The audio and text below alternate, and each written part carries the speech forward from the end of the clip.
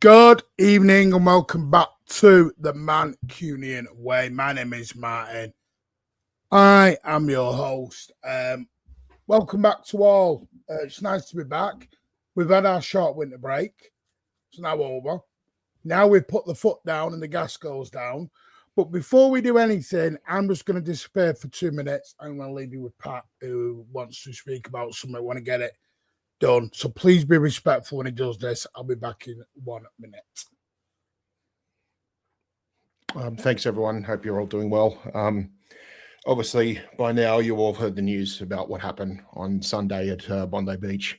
Don't really have to go into much details, but as you know, there was a father-son combination who decided to turn up at one of the most iconic spots in Australia, one of the most iconic beaches in all the world, and decide to basically shoot against a peaceful group of people celebrating a specific time of year religiously for them. And yeah, as a result, last I checked the news, we have about 16 dead, dozens in hospital, some of them with life-threatening injuries for lack of a better term.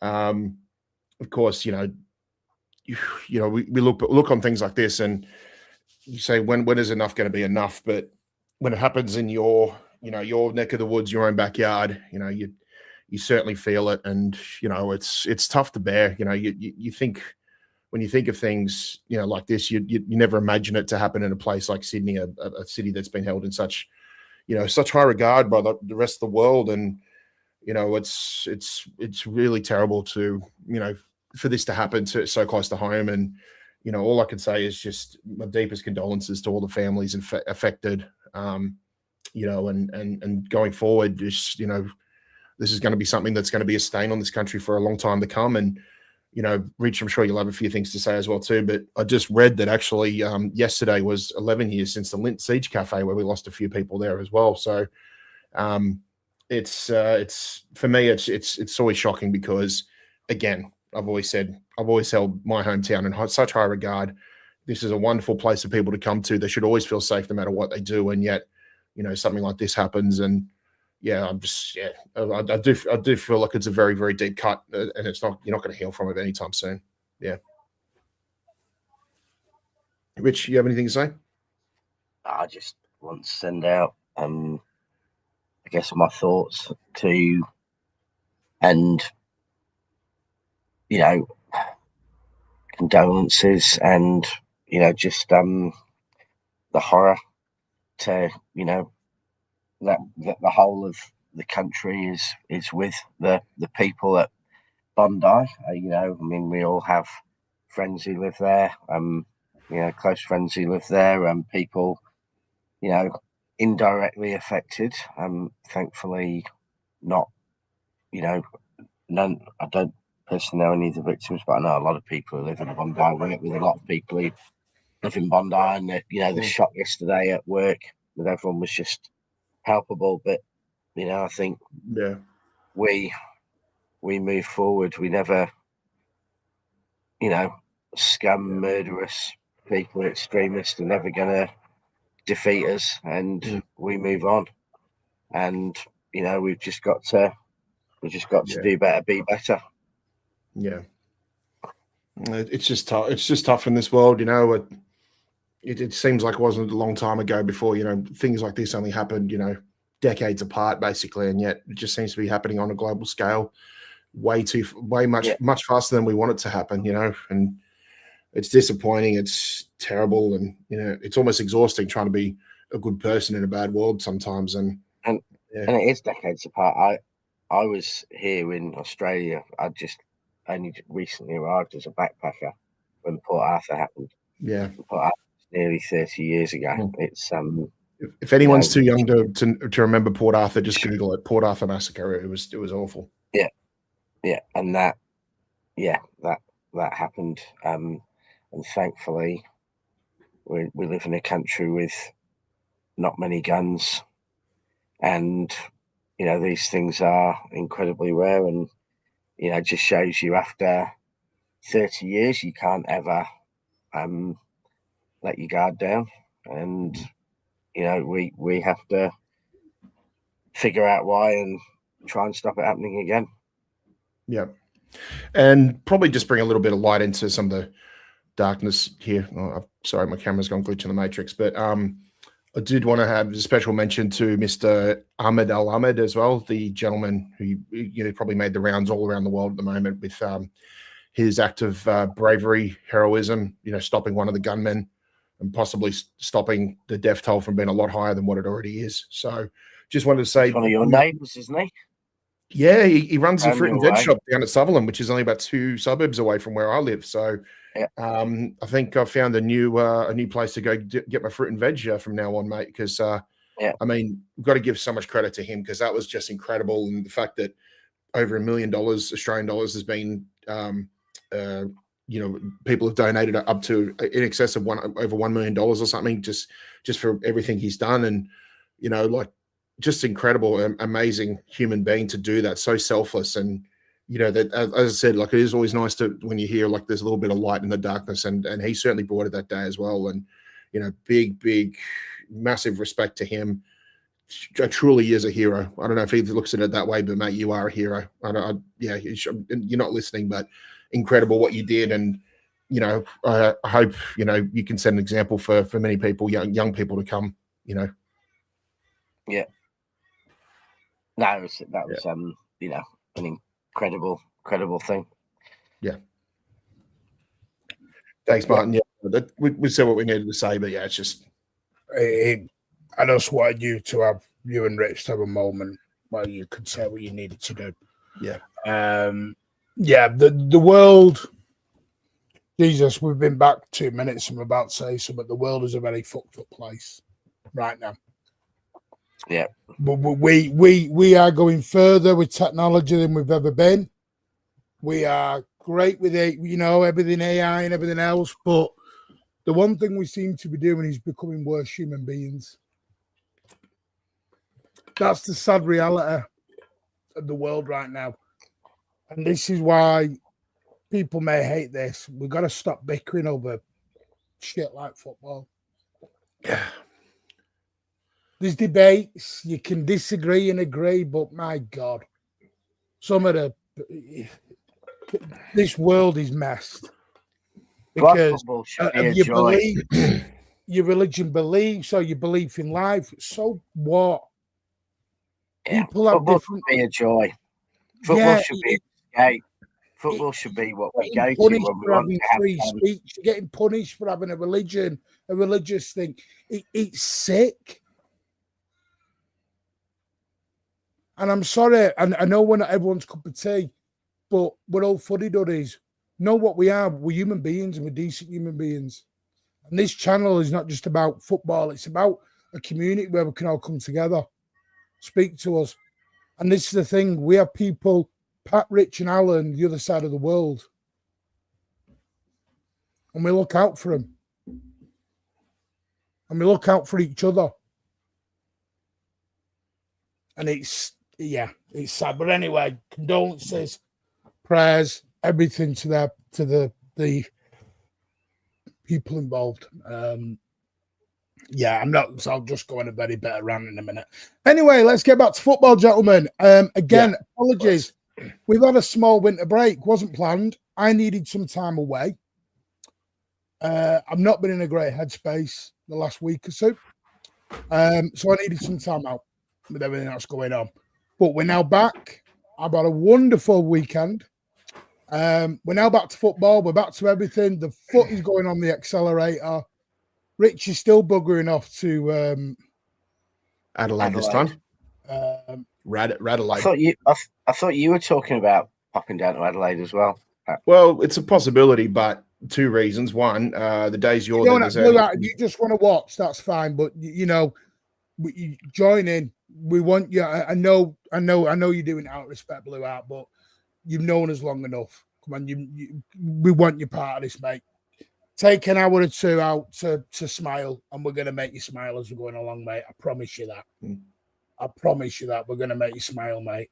Just don't talk about jokes about, ghosts and bloody coats. Because, by the way, I was watching some of them old streams back, Blue Art. I went back and while I was away, I had a little look at the old Man City fan TV shows. Some of them were wild, shall we say? But I also noticed something else. Alan was a more mature person back then, and had some very good football. Are you saying he's like some sort of viewpoints? Are you saying he's like some sort of misery guts Benjamin Button? So what I'm saying is, it's our fault. The Mancunian way destroyed it. Anyway, good evening to every single one of you. Big up, Andy. By the way, absolutely amazing to see you back last night, you and Padda. 9320 podcast is back. Andy, if you want the link, come and join us. 9320 podcast is back. Top people, top channel. Go and give them all your love and your support.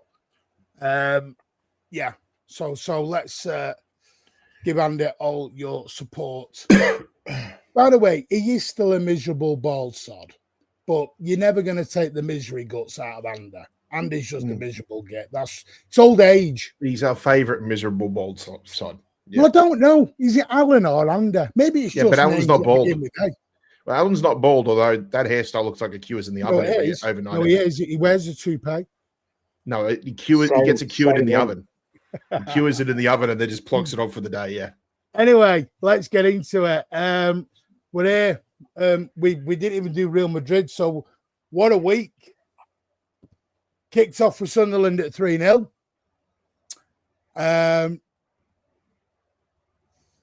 Kicked off then with Real Madrid away in the Santiago Bernabeu. Never thought I'd see a Poznan in the Santiago Bernabeu. Apparently it's not Santiago anymore. Apparently they dropped the Santiago, and it's now toilet bowl.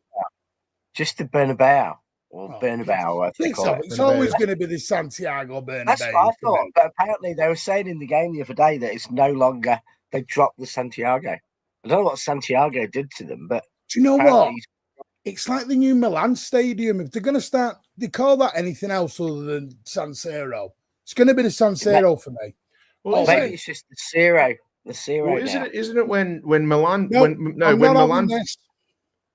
Mingy Wong, stop! I'm not having this. Apparently, Jack Gorn from Daily Mail has reported that. Right. I don't normally do this, but this channel's going to flex a little bit. Going to flex its muscles for 5 minutes. We said 3 weeks ago, a month ago, Libamento. We told you Mark Gay. We told you Oscar Wilde's probably going out on loan. We don't believe bullshit. We told you about Semenyo. Anything else? Don't normally do that, but I thought, no, I'm not having it. We dropped all this 4 weeks So you're weeks saying ago. there's still a chance of getting Isco? I'm saying there's still a chance to get Bruno Gomes. No, I'm not. I'm not. Oh, no.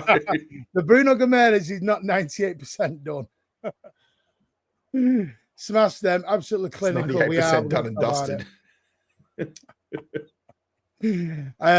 So, yeah, Pat, do you want to sum up the week before we get into the Palace? Oh, yeah, it was all right, wasn't it? Can't really complain about it. I mean, you know what, in the space of 2 weeks or so, we've gone from, a 7-point gap to a 2-point gap. And, you know, we've gone to the Bernabeu and, you know, got the win after a rather shoddy performance against Leverkusen. Who would have thought it would have been the other way around? I certainly thought it would have been max points against Leverkusen. But, now, look, I think looking back on these last few matches is I'm impressed with the way that not only do we defend, but also the fact that the players don't seem to be that scared if we don't necessarily have possession for long periods of time. And there seems to be a good bit of cohesion when City are not in possession at the moment. We're just playing some good, solid, all-round football, and you still feel like we haven't even really got out of second gear yet. And there is a bit of a feel good about this team right now, and which is remarkable given where we were about 12 months ago. And given also too, and even in seasons where we do play good, this is sort of that part of the time of the year where we may have 1 or 2 wobbles before we finally go on a run. So there's a lot of good things to feel about with City right now. And, you know, I think, and I'm optimistic that going into every game. And sure, you know, between now and maybe January, there might be 1 or 2 blips, but that's just normally football. And, you know, we're not going to freak out about performances, you know, like what Arsenal were doing against Wolves now, which, by the way, they were terrible. But right now we've got all the momentum and things are looking good. And, you know, it's probably being a Blue is probably one of the happiest places in to be right now in all Premier League clubs. You know how By the way, good evening, things are going well is when Pep's criticising Foden. You know Foden's playing well, and you know City are playing well because Foden picked up the man of the match, and then Pep says in the interview he had a bad game, and that's when you know things are good because you know Pep criticises players when they're at the top of their game, when he thinks they can go higher, but he knows, you know, when they're not playing well, he'll, you know, stick up for them. So I just thought when he comes out after that game, we just won 3-0 away at Palace, and he's criticising Foden, you know, things are going well, and you know that Foden's playing his absolute best. But I think the last week, or it's really the last 2 weeks, it's just been really just moving forward. I think Nico is just, you know, people gone about Declan Rice, but Nico is playing the best centre midfield football in the Premier League at the minute. And, you know, we've got Rodri coming back, hopefully, touch wood, to join them, which is going to be immense for this next period. I think that Guardiola's found his form after a couple of tricky weeks. He suddenly started looking back solid again, you know, and I think I think things are going really well, and it's exciting. Rich, if I can just, I'm sorry to cut you off, but big up the panel and big up the chat. But Rich, to your point, Nico has been playing well, but I think Pep touched on it. The moment he gets to that next level is when he can scan and do those progressive passes, because that's once he does that, he'll be up there with one of the best, probably in Europe, by those things, because sometimes he gets caught in the ball a little bit. Sometimes I think Pep said that in his post game, but other than that, if you're just talking about defensively, he has gone leaps and bounds. Yeah, and I saw, you know, I 100% made up my mind that Adam Wharton's 20 times better than Elliott, and not the 10 times I said a week ago. Having watched Palace, because I was looking at Wharton, who I thought was phenomenal, and imagining Haaland running onto some of those balls. So hopefully, we're open to considering which centre midfielder we go for.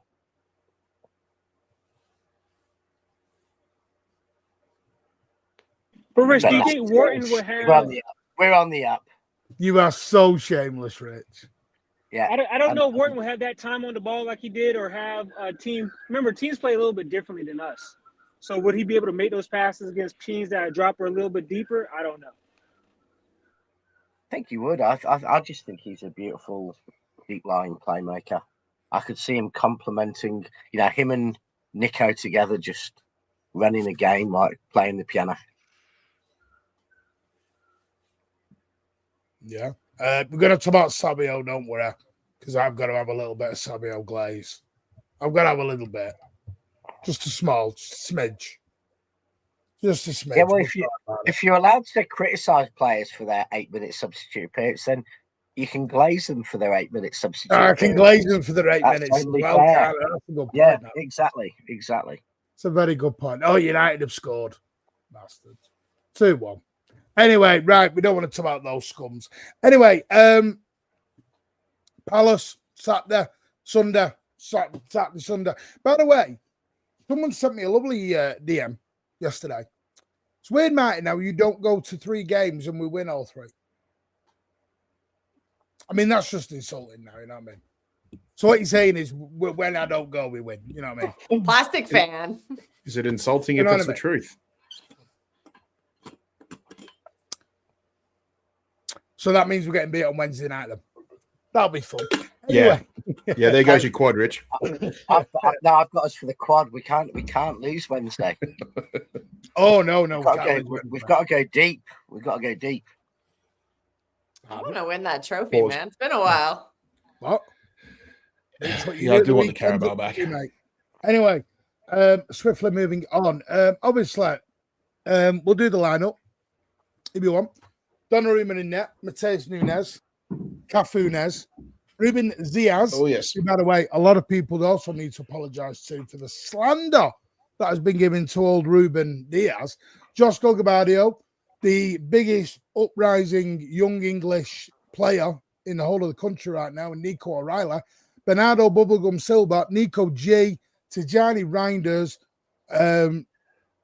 El Mago in the making, Ryan Cherka, Phil Walter, stop putting Iniesta Foden, and some Terminator up front called Erling Haaland, who has now got 102 goals. You know what I mean? Scrub. Everyone happy with it? I mean, the thing is, we're not really changing the lineup, so the lineups are actually just becoming very predictable now. Yeah, I know Doku was injured, which is why Reinders comes in, but I actually honestly believe if Doku was fit, I think they would have been an unchanged 11. Yeah, but I mean, to be honest, Martin, I think we can all tell that Pep really only trusts 14 to 15 players in the squad. I think we can see that by now about who comes on, the likelihood of the subs even at this point in time. And it's a little concerning too, because you keep saying they can't play 70 games a season, but they're all on pace to, because there's virtually no rotation. I mean, Tijani Reinders seems to get some rotation. Cherky gets some rotation. Savinho rotates in and out. But a lot of these other players don't. And luckily they've all held on, but Doku just got injured. So that's a little, I hope it's not the first of many. I really hope not. Bournemouth have now equalised, by the way. Jeez. Did they? Mm-hmm. It's going to be one of those games for United. It's going to be one of those games. It's going to be one of those ones. So it'll be 4-4. Oh, yes, Evan Nielsen. Yeah. Let's go. Yeah, we are. Yeah. This is tennis with your feet. This is tennis with your feet, ladies and gentlemen. Semenyo got the first goal. When we were at our best in the 19 and 18 season, we didn't change 6-7 players. We changed 2 or 3. We have 14, 15 players who we completely trust, and we just change a couple every game, keep a pretty solid side, and just go through. And hopefully that's where we're getting to. And I think we're starting to see it shape up. Martin, one of your channel needs to apologise for the Ruben agenda during the summer. Well, that wasn't me. I've never had a Ruben agenda. Who's had a Ruben agenda on here? Hey, just say it, JMCFC. It's Alan until proven guilty. Most agendas are normally Alan. They are on this chat. There's no innocent until proven guilty. It's Alan until proven guilty. They're not actually going too bad, Blue Moon. They're not actually going too bad. So we'll see. Listen, I mean, first half, everyone's talking about the first half, and I get it. I'm going to come at you with a very different perspective. I'm going to let you lot talk first, because all I'm going to wait is we gave up loads of chances to Crystal Palace. Well, did we? Or did they have a lot of chances that would have been offside? So to me, no, I agree with you. I agree with you, Martin. I think there was a lot of dubious decisions. Like I'm surprised the broadcaster here didn't go back and actually look at Pino's shot that hit the bar, because to me that looked offside. Yeah, that was. Yeah. No, I thought. And there were so many others. You actually got to give credit to the linesmen as well too. A lot of them called them before they even went upstairs, or even was a risk of going upstairs. So the linesmen actually did their job relatively well. They didn't just rely on waiting for the play to die, off, or even just being too heavily reliant on VAR too. So they did a good job themselves, but also too, a good linesman does a good job because there's usually a good defense in front of him too. And we were disciplined and doing things that were certainly lacking this time last season. So yeah, when the defense is disciplined, we're usually halfway there to basically pretty much having a clean sheet. Oh, he means you, Kelster. Not naming her, but she wanted him out. Who? Who did I want out? Diaz. No, I didn't. There was a. I don't know. I have never said Ruben Diaz out. I've been on the Stones and Ake out bandwagon though, but no, I think Diaz Martial is our best center back pairing, and Ruben. I think he should be our club captain next year. I love Ruben Diaz. What are you talking about? I never wanted Diaz out. No, she might have wanted Hudson off in. Yeah, that doesn't mean it's at the expense of Diaz, though. Yeah, I do want Hudson to get more minutes, but I'm not. So you had a Gvardiol agenda, even worse. No, she loves Gvardiol. So by elimination process, it's a pretty easy elimination process too. I think Hudson he can fill in some minutes at right back, and he can fill in some minutes at center back. Because again, squad rotation. I'm asking him to be a squad rotation player. Like, play him those last 5 minutes. That's fine. That's better than 0. Thank you so much, Amar. By the way, we're going to come to the Sabinho bit, because I don't know if anyone noticed, the away end gave him a bloody round of applause when he came on that pitch. Yeah. And that's the one thing about the away fans. They will back every single player that walks on a pitch in a City shirt. Whether everyone, but the away, those 3,000 that were at Sellers Park were, made him feel loved. Made him feel loved, which was lovely to see. Even though apparently there is no atmospheres in the Premier League grounds, according to somebody in the chat. Anyway, so hopefully he can push on now. Spot on, man. Thank you. So by your logic, Savio, if Savio gets an applause and songs are sung by him when he comes off the bench, he should be able to score a hat-trick. So his performances are based on how loud the crowd is. Martin doesn't have a Ruben agenda, but he does have it. No, I don't have an academy agenda. I just don't believe you're from the academy, you get an automatic pass into the first team. Sorry, I'm not. You've got to be good enough. Take care, mate. I'll email you soon, mate. Anyway, big up. Yeah, well done. Yes, all the fans there yesterday were fabulous. Even the City fans who were sat in the home end were great. Oh yeah, they know who I mean. We know a couple of who those ones are. We're not naming any names, but we see you. We see you. By the way, are the ones chasing Hugo Viana down. By the way, they've gone from 2-1 up. They're now 3-2 down. Jesus. Oh, I'm about to see it. My feet's behind. I'm about to watch it right here. They are the comedy gift that keeps on giving. But right. Oh, what a free kick!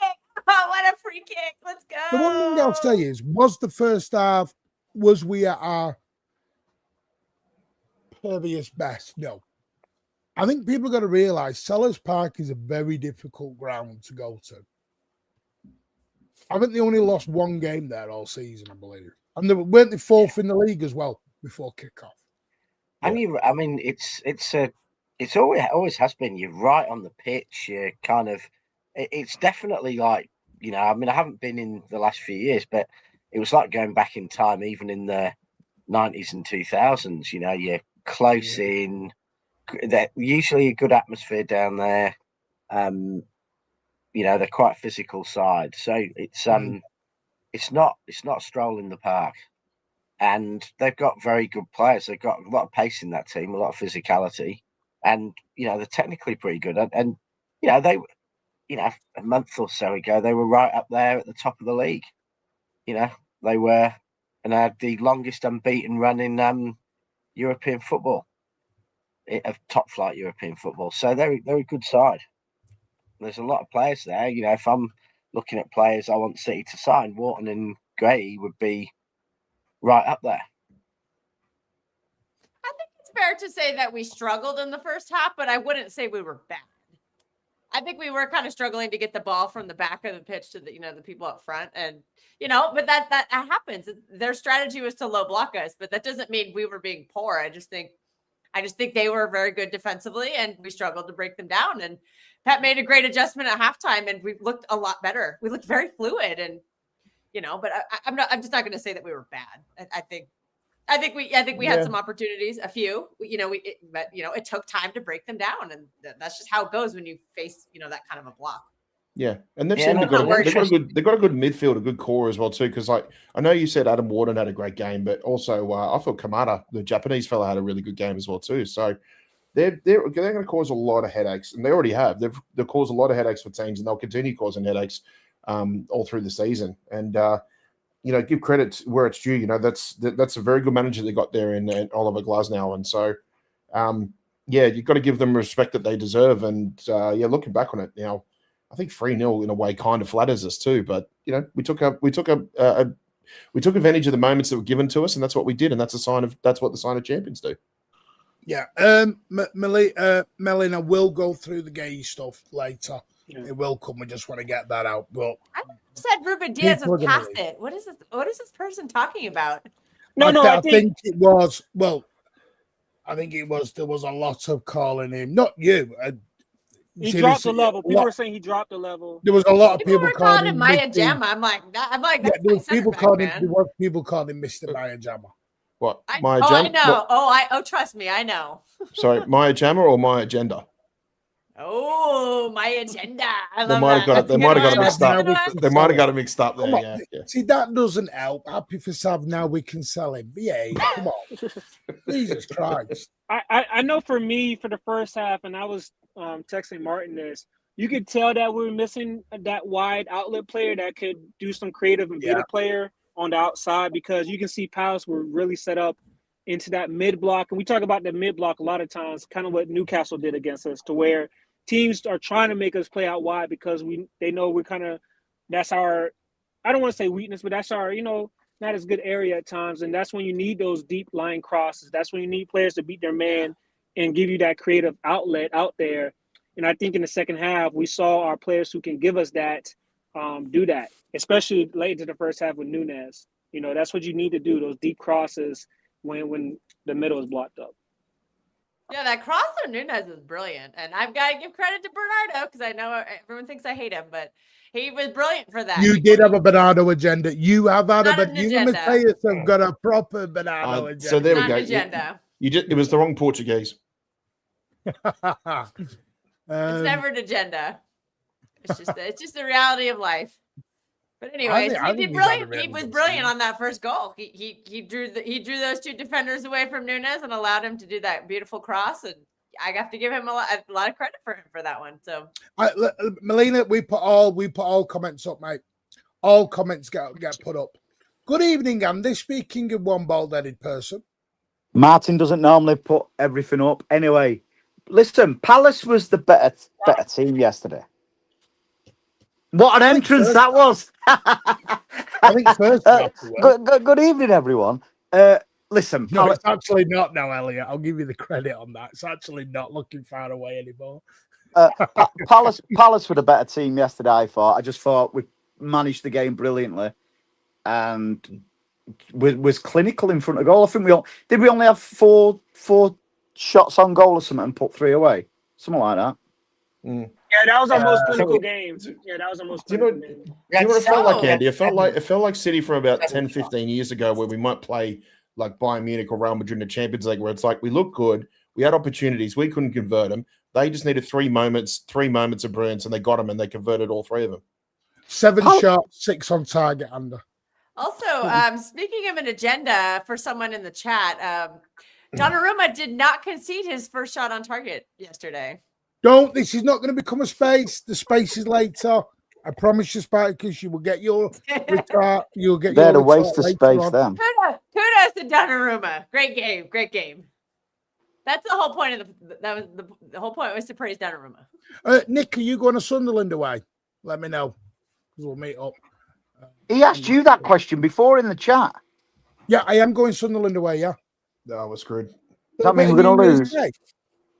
Kick the new year off with an away game. Of course I'm doing it. Of Good, never. course I'm doing it. Martin, question.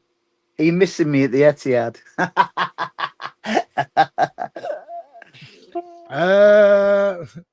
Not really. At least I won't be able to take the piss anymore because I won't see you leaving early now. Yeah, I won't get any more videos put out. I mean, Elliot, you make a great point there. We will play much better and not get anything the way it goes.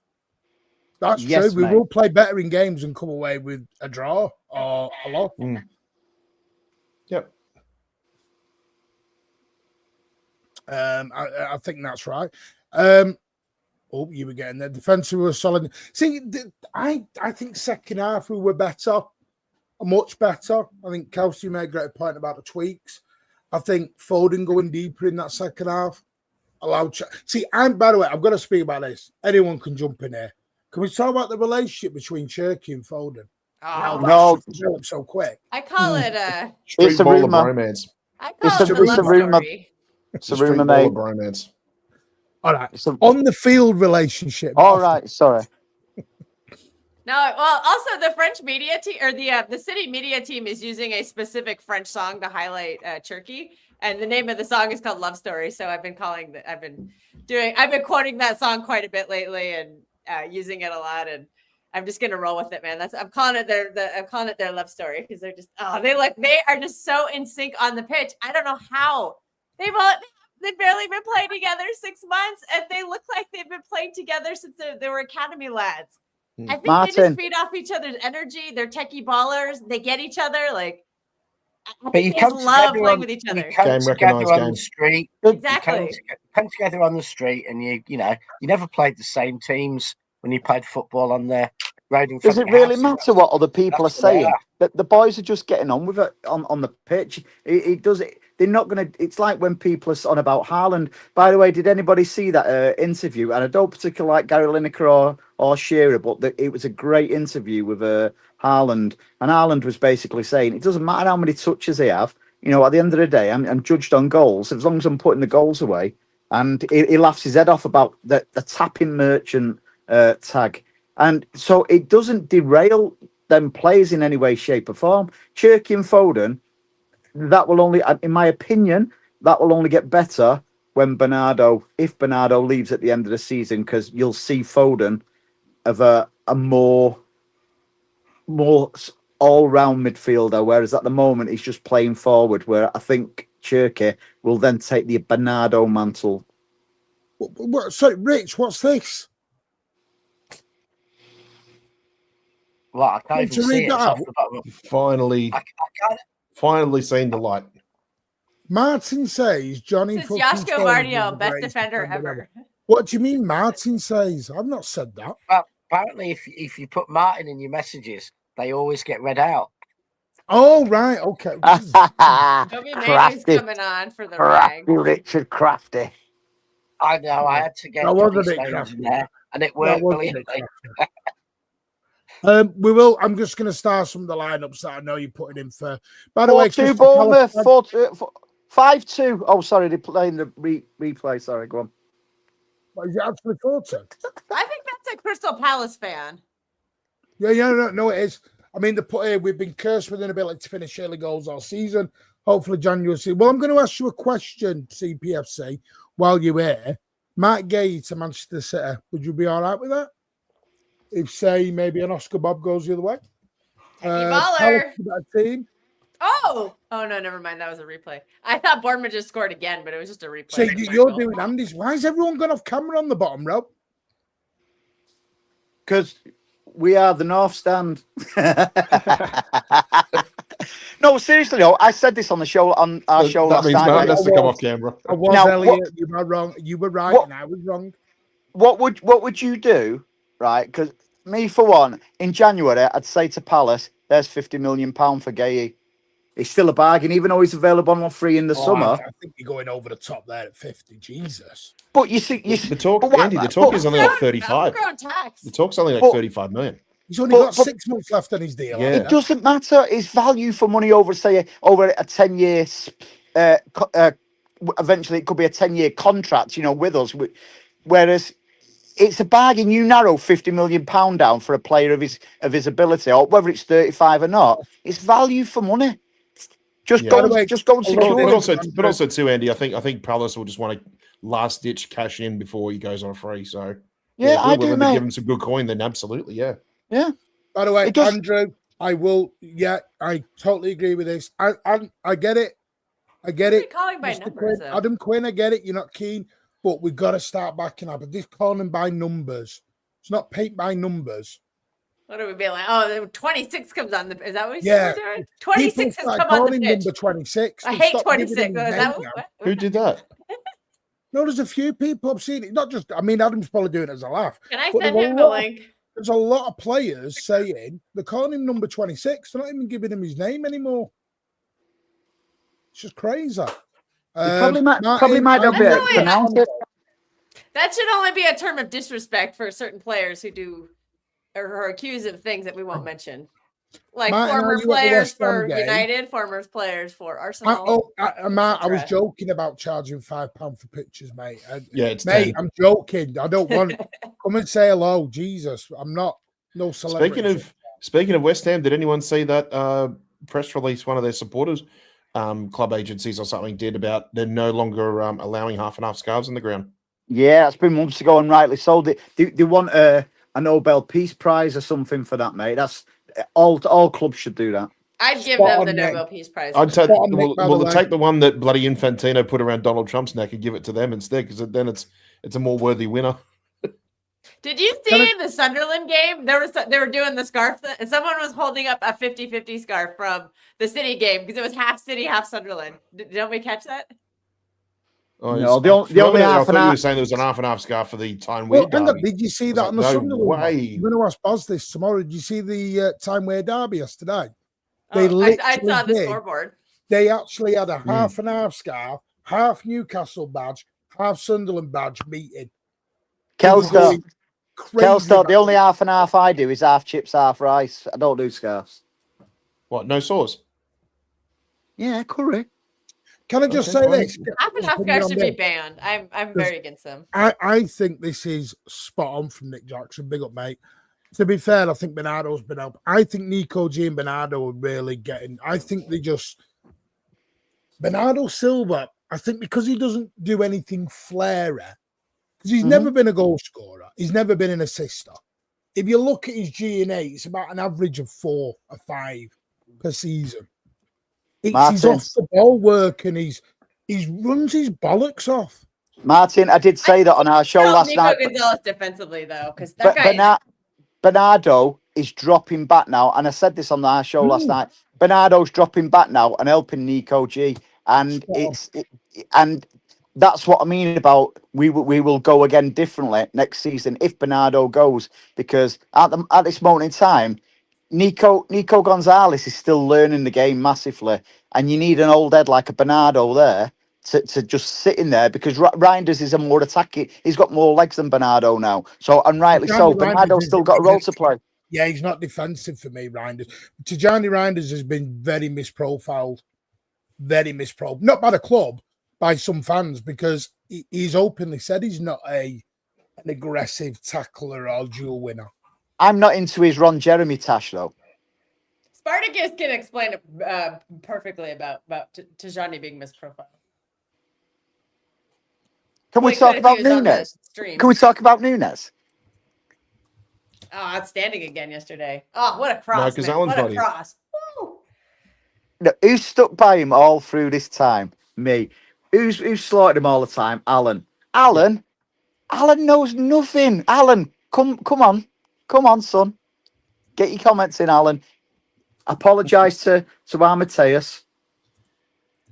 I think he's been.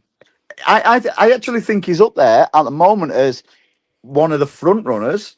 You know, take Ireland away from it as player of the season so far.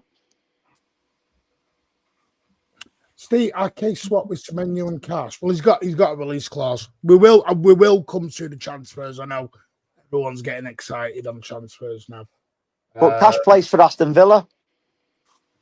We should just keep glazing that performance yesterday. It was a good game. Can we talk about Turkey?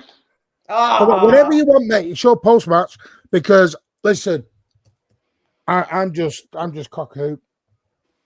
Ryan Turkey is going to go down as one of the best Premier League signings in history. Oh, behave yourself. That 30 million pounds in today's market is a steal.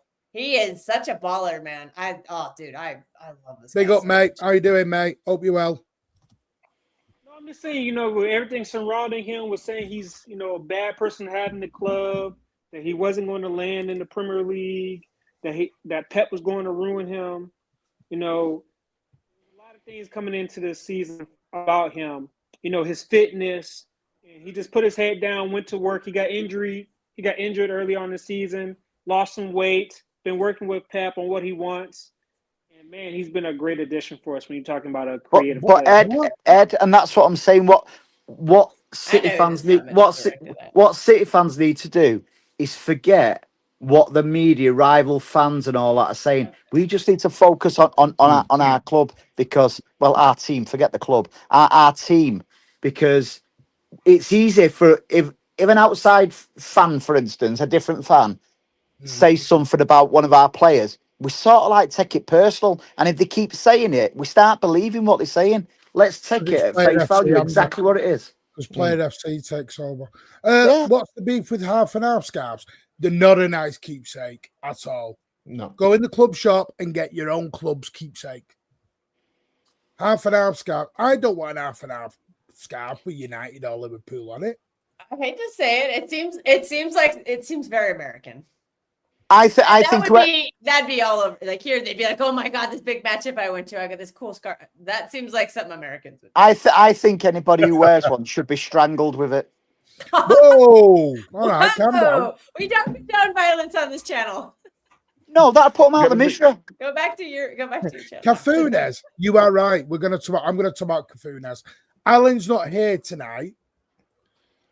By the way, it's weird. Every time Nunes drops a man of the match performance, Alan's never on the next show. You ever noticed that? Yep. Anyone ever noticed this yet? Strategic misery. I mean, like you said about Che, isn't he like the top assister already in the league? Yeah, 6 Played like 500 minutes. 488 minutes. I had to. Does anybody still regret not dropping 130 million on Florian Wirtz? Who's that? Well, we know LB. Hey, it's almost like the manager and the club know what they're doing, innit? Yeah. Slightly. A little bit. Do you not think that Wirtz would have been brilliant at City? But I'm happy that we got I'm happier that we got Turkey. I think Turkey is a higher ceiling. I don't think Pep would have mismanaged Wirtz like. Rick, stop doing the Liverpool hate. Stop it. No, he's right. We're not saying that under City, Wirtz would have done better than Turkey. All I'm saying is he would have been much better than what he is now at Liverpool. I think that's a great shout by Rich, to be fair. No, that's a great shout, that, mate. No, you don't. You are just saying that no, because you like to agree with Rich, because as you tell me privately, Rich is the most intelligent person on your channel. What? Do you know what I mean? Not when I'm on it. Not when I'm on it, he's not. Yeah. And then you'll screw it up by turning around and saying England's going to win the Ashes. When someone calls you mature and intelligent, they're just saying you're an old codger, really, and they're just putting it in a very nice way. You're seasoned, Rich. I just think people who slaughtered Nunes actually have to. And again, it's about the narrative in it, because some people get personal with players, even if they have bad performances. It doesn't matter whether they have good performances after that; they'll still have a go at that player. They'll find some sort of hate for it, rather than give players credit. There's a difference between hate and being sort of like critique over a player. People just need to. If a player plays good, fair enough. If they don't play well, critique them by all means. But give them the credit for it, rather than have agendas. And sometimes it goes mental. Andy, after the Real Madrid game, we just won at the Bernabeu, something United have never done in their 150-year history. We just won there, got ourselves right up in the Champions League, and then people put out posts slagging off Savinho. Now, firstly, Savinho came on and did well against Madrid. He did exactly what Pep wanted. He cleared the ball out of the defence, ran it up 4 or 5 times. Pressure. He relieved pressure really well. But if you come out of a game like the Bernabeu and your mentality about football is the first thing I think of is I'm going to slag off a player for their 10-minute substitute appearance, which was actually good. That's almost becoming an illness. That's not normal. There's a word for it, but I won't be allowed to say it on the show. I mean, you're right there, Rich. There's people out there that they'll critique him because he didn't run on the pitch fast enough. When he was substituted on, Don't worry about it. Those sort of people are just cancers on the fan. I'll give you an example of that, mate. When Mahrez was with us, he was slaughtered because he didn't track back. Nobody thought, those people didn't think for a minute. Actually, that might be a tactic, because if you put Mahrez on the halfway line, once we've defended a corner or whatever, you boot the ball out to Mahrez, who's got the best world football, who can control it, hold the ball up, bring others into the game. But it's like, he didn't run back, he's a lazy bastard. Not at all. There's things called tactics, what managers do. Yeah. And then Andy, I appreciate having you on the show, mate, but you didn't have to bring Anne-Marie's agendas in here.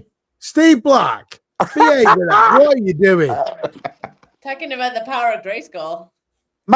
Listen, whatever you say, Mahrez was world class. And he's incredible. If you're talking about Mahrez, you've got to put Mahrez as one of the all-time City greats. I don't give a shiny he had a world-class season. He was not world-class.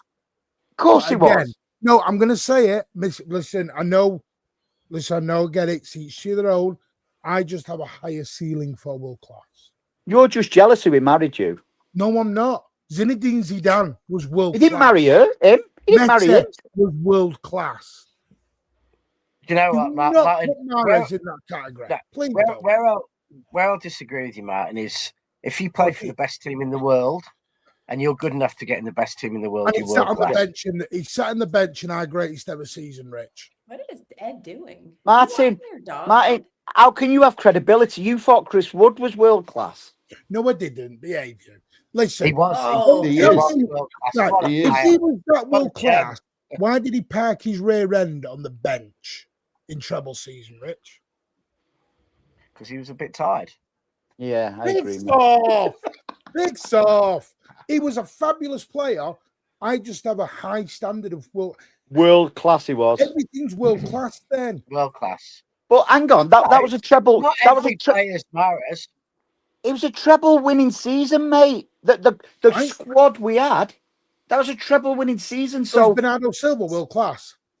Is it? Yeah, of course he is. Of course he's world class. Jesus, you give world class out to anyone, you lot.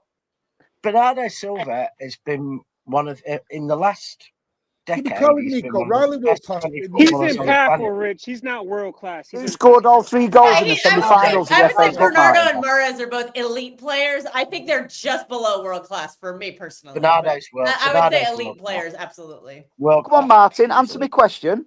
Go on. Who scored all 3 goals in the semi-finals of the FA Cup? Against Sheffield United. Doesn't matter. Nobody else did it.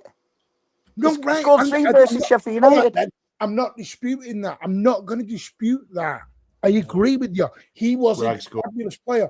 I just have a very high standard of world class. No, you have 3 world class players in there. You're bordering your docky weight with Mahrez now. No, I'm not. I have 3 world class players in our whole squad. That's it.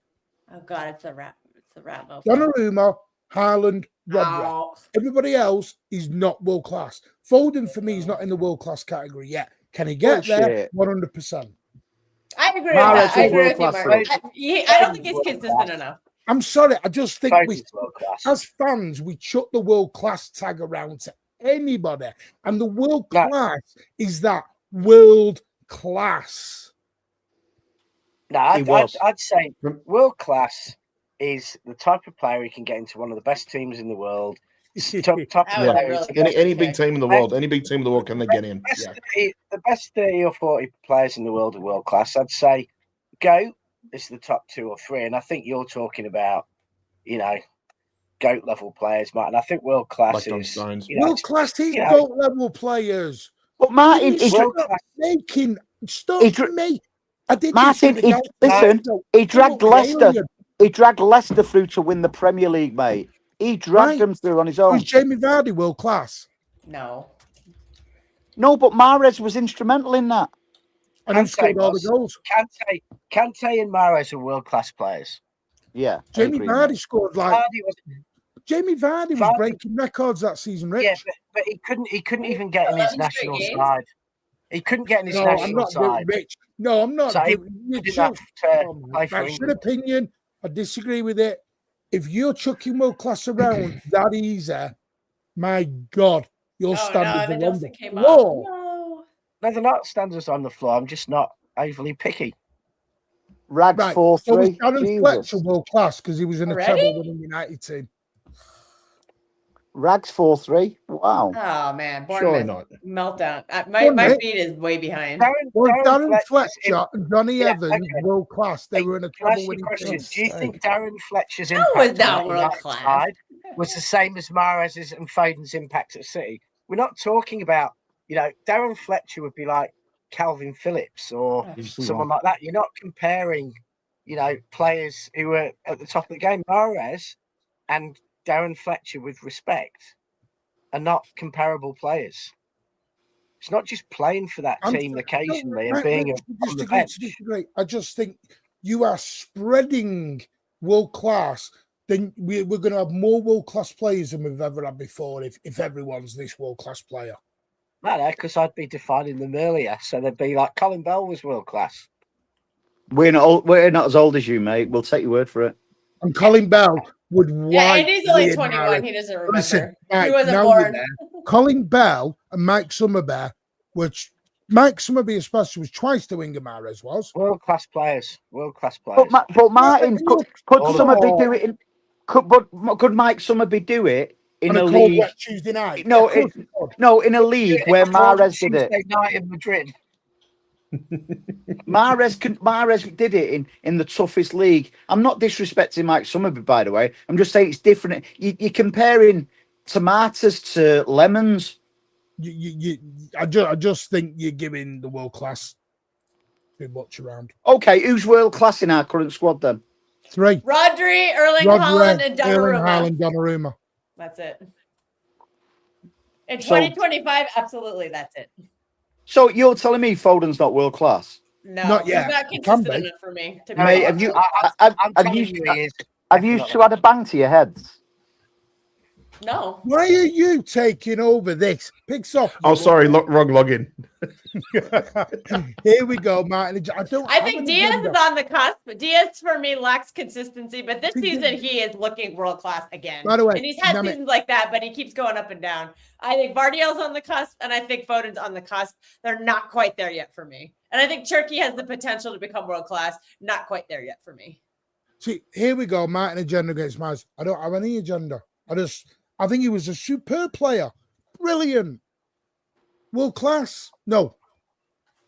That's all. And that's fine. That's your opinion, Rajak. Mike Summerby would wipe the floor with him. Would he, heck? Yes, he would, and you know he would. Different types of players, mate. Oh, here we go. Different Summerby, Mike Summerby not a winger. He was a marauding winger who took players on. Marauding. You can't stick marauding in front of it and change the description. You can. He was a different kind of winger. Again, he's the most disrespect. How am I disrespect? Right, okay then. So everyone at City is world class. Rico Lewis is world class. He's won a treble. It's not one of the if you're good enough to play 30 plus games in the league for the best team in the world, then you're world class. I agree. Am I joking? No. I just have a higher standard of world class. You have to earn the world class level. You just don't understand what world class means, and you confuse it with being the absolute best in the world. World class means I absolutely do know what world class means. Is someone down at the bottom left there in a washing machine? No, it's just Ed. Ed goes on his nightly his walks. GoPro camera on or something. Like, it's not night here. It's not night here. It's Ed's Mancunian laundry. Impartiality, spot on. I love the badge, and whoever is lucky enough to wear it, I love the other players. They all shine and make mistakes. Praise them all, critique them all. No agendas. Spot on. Pollock was world class. Well, it will be on Andy and Rich's criteria. No, that was a world class own goal. Right You can't deny that. You can't deny it was a world class own goal, mate. That header. You've got to look at it more, Body Martin. In like say Olympic sport. I thought we were doing a Crystal Palace debate. It gets to the final. If you're a world class tennis player, hey, you better. I'll start glazing Barty. I'll bring it back to Crystal Palace. What a game he had! So, I don't think of the millions and millions of footballers who play. If you get to that elite level, you get to the final parts of the Champions League, you're world class. You're at the absolute top of the world game of tens of millions of footballers. You're world class. World class. Can we just not agree to disagree? Is that all right? I don't know why that's a bad thing. Apparently, Bournemouth equalised. Maybe you should have a world class show. Well, Well, it'd be about 6 hours long the way you and Andy and Elliot chuck around. Oh, we intercepted the ball. Come on. Go. We've just got respect. Don't you start, you. Don't you start. Oh, is that Semenyo? No, it's not Semenyo. Yeah. But whoever scored just did a backflip. Jeez, it's full. Junior, who just came on. This is a straight basketball game right here, folks. Straight. I love buzzwords, Martin. That is not me. Pat, will you stop? What's going on here? Foden world class. John Stones obviously will. Foden very close to world class. Yeah. Andy's in Benidorm. He's in summer. Not till the 23rd, I'm not. George Weah was world class. Tell you what, George Weah won the Ballon d'Or. He was a Ballon d'Or winner. I'm going to take that. Frank Lampard was world class. He wore a City shirt. Of course, Frank Lampard was world class. Frank Lampard, Manchester City legend. And George Weah was the best player in Europe at one point. He was world class. George Weah's evil twin brother turned up at City, not George Weah. Yeah, well, he didn't play very world class when he was at City, but yeah. Wow, somebody's called Savio world class. Wow. High praise for Savino. Exactly. It's just different opinions on world class. Okay, let's bring it in line. Martin, can I ask you all a question and the good people in the chat? You voted agenda. What? Can I ask you your opinion? Because I brought this up on the show last night. I've not watched a lot of City recently. However, one thing I've noticed now, we seem to be making Donnarumma a little bit nervous the way we're playing at the back. Now, when he joined us, he was oofing the ball halfway line for Ireland to the left or the right, whatever the case may be. Now we're going back to as if we've got Edison in goal, and I think we look a little bit nervous. And I think we're bringing that nervous disposition onto him. Mm-hmm. You can speak. It was a question. Well, I'm just going to prove you wrong on your Maris thing, but I'm just getting the stats up. We carry on. No, I think he's doing that, though, Andy, just because he's trying to lure the other team onto us to create more spaces for other players on the pitch. So I think he's trying to bring on pressure. And sometimes it does. I get that, but we look so nervous. And, some of the times we're getting away with making a mistake. Better teams would punish us, I feel. I think we had a good formula where he looked a lot comfortable. Set pieces, goal kicks when we was playing to his strengths. It seems like we're trying to get him into the Edison role, which they're totally different keepers. I agree with you. I think it's just finding that balance because, at the the same time, he is world class, but at the same time, we still have to play different types of Yeah. ways. Ederson was world class as well, Martin. So Yeah, absolutely. Yeah. Come on, Andy. You agree with this comment from Martin? Yeah. Yeah, thank you. Anyway, right, Erling Haaland, another brace, 102 goals. World class him. Washed up. Now he's world class. Now he is world class. He is world class. Chris He's would the have best striker. Chris in the would have world. Martin, do you on want to 103. bench again? Do you want Chris to would bench have been again, on or- 103 by now. He's got the potential. Ed, That's let's ceiling. not I do think it. he has the incredible potential ceiling. to break his goal scoring record this season. When I said bench him, because I'm responding to a back of a performance because there has been games this season, which has been amazing, where he has looked like a lamppost just stood in the middle of the pitch, where he was playing musical statues. World class statue. So all I said was, I don't, for me, if we're doing this, as long as you are playing well, you stay in the team, which is what Pep's trying to evolve at the minute. I just said, if Haaland's going to play poorly again, you can maybe sit him out one game, see how he reacts. I don't think there's a problem with that. Are you Rory Jennings in disguise? Gee whiz, I'm trying to actually be properly serious. No, Martin, I get what you're trying to say, but there's a couple players when Rodri makes a mistake, he doesn't get benched in this game. He had world class games. Andrew, when Haaland doesn't have a good game, you just don't bench him, right? Like I think there's a couple players in the squad that whatever we're trying to do, there's players that still stay in the team. And I think that's with any team. Mm-hmm. I think, but it's like right now, the way Nico G's playing for me, Ed, I wouldn't just bring Rodri straight back in. No, yeah. I would, but I'd put him next to Nico G because Nico G looks. That's already told you that ain't happening.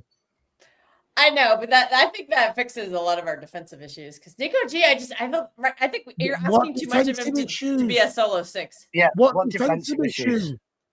We've conceded one goal in 3 games. What defensive issues? Well, we do lose the ball in the midfield. And that has led to transitions. It happened against Madrid and it did happen against Crystal Palace. Well, we won the game, so it's fine. But it's the part you're missing. If he plays Rodri, he's not going to play Nico next to him. Rodri will become the 8. Sorry, that's Nico fine. G Rodri will become the 8. Have Rodri be the 8 then. That's fine. I think it's an interesting thing. I was watching a chat with fans of other Premier League clubs the other day, and they were almost saying that Pep almost deliberately is accepting us giving away chances because us giving away chances is the only thing that's bringing opposition teams out of an absolutely solid block, which is giving us the space to go and score on the break. So against, 1 minute, Rich. So against Palace, don't do that. It's not love line. Have some respect. Thank you very much. If you want to get a date, go on Tinder. Go and enjoy yourself on Tinder. Jesus. You don't come to YouTube for a date, mate. Someone's after you, Pat. Sorry, carry on. Who's the chick on the right? What's her at? What are we doing here? That's you, My ad is you can't afford me, buddy. Is that Alan? Is that Alan's thingy account? Oh, no. That's digits. Let's turn the page on that one. But anyway, we all know what happened if Alan. How was the date, Alan? It was shit. Yeah, she couldn't defend.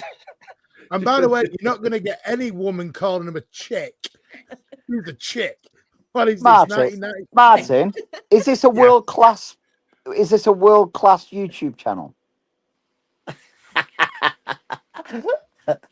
I think it is. Probably Alan's burner account. Blocked. My ad is you are blocked. Martin, why can Pep play Rodri and Kovacic but not Rodri and Nico? That's because a good question. Nico has issues with progressive passes. But you have Nico stay back I'm not and saying Rodri anything progressive because pass I get forward. agenda. Oh, that'd be brilliant. No, I'm not saying anything because I've got an agenda if I mention anything critiquing Nico G. So I'm. But hang on a minute. When Rodri comes, Nico agenda ever, Martin. Does He's Nico world class. Gonzalez He's deserve not to be good enough for rested? City. He doesn't deserve That's to be my rested point. if Rodri Yeah, comes exactly. back. And why can't the two of them play together?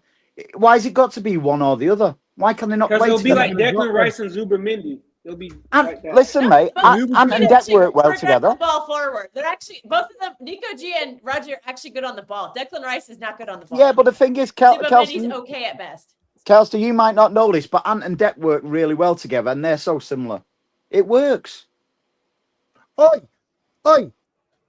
Ethan, behave you, tagging bloody LB into stuff. I'm getting tagged. Try. Me and I would LB are definitely getting try tagged Rodri and into the Nico G marriage against debate. more physical teams. Yeah, the more physical teams. Yeah, the more physical, like that. But that's not That like would be every really helpful game. at Real Madrid because Real Madrid absolutely bullied us in the middle of the park. Like Jude Bellingham he's a destroyer, and he bullied our Anderson, And a midfield diva. quite a bit. There's so much they got beat. I'd rather have Elliot Anderson in that 8 than Nico G for me. Yeah. Do you I think would too, but we don't have him on our team yet. We're talking about in-house solutions right now before we can go to market because we can't go to market till January 1st. Right? Can I ask? I think when we were after Bellingham, we wanted a centre solution in-house. It has to be like against a physical team. I think the solution that we have in-house is Rodri and Nico G. That's not every game. That's just some games. I'm still trying to recover when Chelsea, you said Bellingham destroyed us. Champions League. Bellingham didn't destroy us. I think he was very physical in that game. How many times do you have to go down the same old road where you sit there, Martin, and you lie and you say Riyad Mahrez is not world class? You do not even you do not even believe that when you say it. Yes, I do. No, you don't. I have high. I'm not doing. No Why chance. are we doing this? No chance. I'm not doing. I agree, Elliot. What about Andy's point about Leicester? But why mention Jamie Vardy? Who cares about them? That was a world class season. That was one season, right? If Mahrez did it right, did Mahrez was Mahrez world class at us for one season at least? Yeah. Yeah. Well, that's two seasons then. So is Bernardo Silva world class? Yes. Yes, of course it was. It was. I disagree. Yeah, Mahrez isn't well. Yeah, well, I wouldn't say Mahrez world class now because he's in Saudi, but when he was at us, he was world class. Bernardo Silva was the most important player to the best team in the world. There is not a player more obviously world class than City have had. If you're saying Bernardo Silva's not world class, then you can't have Haaland or arguably Pep's best ever signing, Rich. Any of those players as world class. Rich, Bernardo Silva. Bernardo got disrespected. Rich, Bernardo Silva got disrespected last season because it was shocking because what people fail to see, Bernardo was filling in at left back, midfield, right back, right midfield. He actually burnt his ass, filling in every single position for us last season. That's what you call a team player who knows what it means to the fans and to be filling in every single space. He did that in all City's best ever teams. Our 17, 18, 89, that period, he played a role where he did different things, much more offensive then. We go through the treble season, all those seasons. Mahrez was the glue in the team. He was Pep's kind of tactical leader on the pitch. So Bernardo Silva arguably his best ever signing, Rich. It's arguably Pep's best ever signing. And the player has been picked more by the greatest manager in history than any other player. Absolute waffle. How is that waffle? I was thinking he might be one. It could be one of Pep's best ever signings. If he's not world class, right? When we got to the latter stage of the Champions League and we had to play Bayern Munich, Real Madrid, etc., why was he on the bench? He scored against Real Madrid. Why was he on the bench? He scored against Real Madrid when we won the treble. He scored twice, didn't he? You're talking about Mahrez, he scored with an Silva. header and then he scored front post. Mahrez. What? I like Andy's point. FA Cup semi-finals. What was the score? What was the score? You're picking him at the very end of his City career. Hang on, Rich. No, when we played Bayern Munich, he was on the bench. We played Bayern Munich away on the bench. Because Bernardo was world class. Real Madrid because away, Bernardo was world class. Real Madrid at home played 11 minutes. You're on the against Inter stinker here, Milan, mate. sat on the bench. What about Yeah, Alvarez? Foden Alvarez coming was on on the over bench. Mahrez was Zinedine a big Zidane deal. like that, Alvarez was on the bench in the treble season. Does that and he mean wasn't a world class Scored a goal player. against Madrid. wait? Even though he won every trophy that season, Johnny Evans won every trophy. You're making him world he class. didn't win the World Cup though, did he? Oh, my Oh, dear. Come on, that's God, like saying standard- Romero. That's like saying Romero's world class. Romero That's is not- a standard of world proper class. player. Bring him in January. I'd say Your Olivier guys are Giroud is world class because he won the Champions League and a You're World in Cup. the Come bin on. with your standards. What are we doing You here? call yourself standards and you give Rodrigo anyone a de Paul, world world class. class because he won the World Cup. What? Standards, Martin. Right, Mahrez destroyed Real Madrid. He did. Yeah, So he did. one game Oh makes my him world God. class. What One we game. doing? Oh, Martin, come you on, having a mare? Bournemouth, you almost had that. That is mental, isn't it, Andy? One He's having a game. mare, There isn't you it? go. Calvin Phillips is world class. He One won the game. treble. Yeah, Calvin Phillips is world class. He won the treble. How many You know games who did he else is play? world class? Steve Black is Skeletor. I just Well, mentioned Martin- about Mahrez sitting his ass on the bench when it got Right, to Martin, go back to the question what I asked previously. Martin. Semi-finals of the FA Cup, what was the score? against Sheffield United. Whoa, Yo, whoa, Maverick, you have some changed. respect in You the chat. changed. Maverick, You have some respect in the changed. chat. No, You he didn't. changed. I do not disrespect any opponent because that's where we What? used to be. There we are words. There we are words a year ago. Okay, Why I was the don't world respect. class I Mahrez don't on the disrespect bench for any the FA Cup opponent. final? I'm going to pull up Shameful, Martin. I'm Shameful. going to pull up this Sheffield United team that we played, and I'm Also, going to their- pull their- What? their Why best do you player play was down to missing. opposition, Martin? Hmm? Why do you play So- down to opposition? right. So this was our lineup. So if I pick an Alaves team from 2009 that Messi played against, does that mean Messi's not world class? Because he played against a team that wasn't great. No Messi's Go on, not. Rich lad. World class players play against good and bad teams. Can we get back to what we're actually here for? We're having a mass debate. It's annoying now because I've got a Oh drop. no! How about Jasko Vardio, man? Ooh, I've what just a said he performance, was- man! What a Listen, performance! I have said he was an amazing player. I just have a higher standard of world class. I am allowed it. It is my opinion. Stop trying to gatekeep and police opinions, please. It's your opinion, but you're wrong. Disrespecting opponents. Oh, Bournemouth Oh have my just God. scored in the What is he doing? seconds. Sorry. See, now, Amar, be You'd have careful. scored in You'll get a Fergie tap time. for this. You'll get a Did tap they? for that, Amar, if you put that. Oh my God, I'm gonna Sterling die. was more of a Did. world-class player. Sterling, what in his day? He was a world class player. His stats Yes. back that up. Season. Come on, That season he got 50 goals and assists. He was up there come on, amongst the best Semenyo, players in the Semenyo. world. Oh, they almost won. Kelster, you're about 4 minutes behind, love. Hey, no, my feet. No, my United feet. are winning Well, she's about 18 5-4 hours behind now. where I am. Oh, United have just scored. Oh, 5-4. No, it's full time. Shit, man. Right. Can I get back to where we were? Foden. World class. World class. Yeah.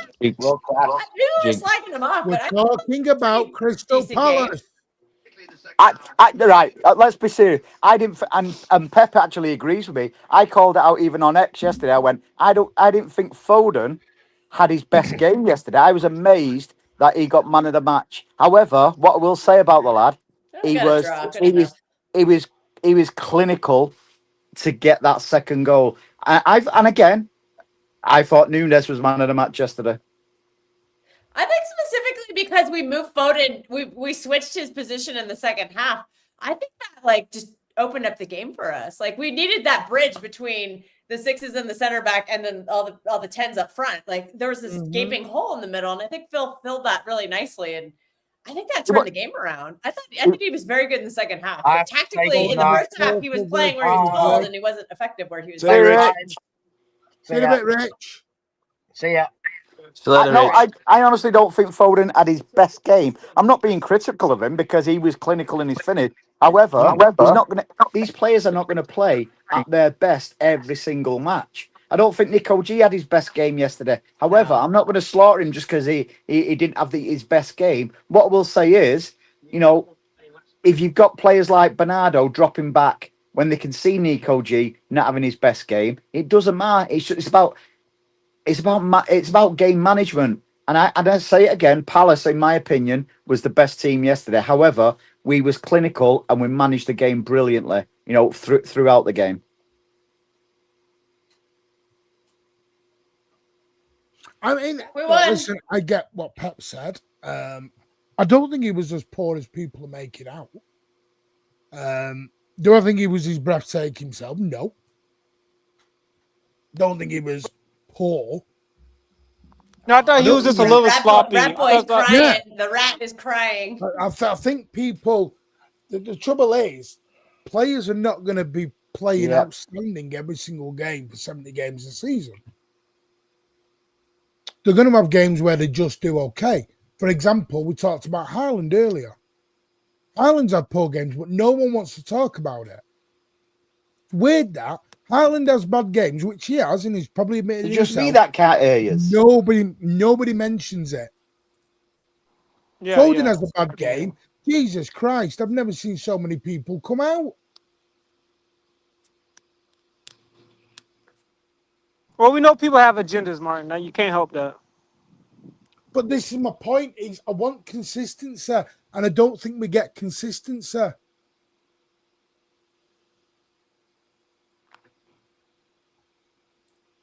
No, you're not gonna get that. This is where I think it's unfair.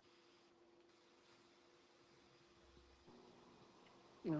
You can't sit there and go, "Oh, well, Foden was poor," which maybe he was, but then go, "Haaland was amazing." When sometimes he's not. Yeah, but I just think it's hard for some people to go at Haaland like that when he's the main guy scoring all the goals mainly for us. And you know, I think people just, it's hard to critique that guy. Even though that might be unfair, I think it's hard to critique that guy. That's your talisman.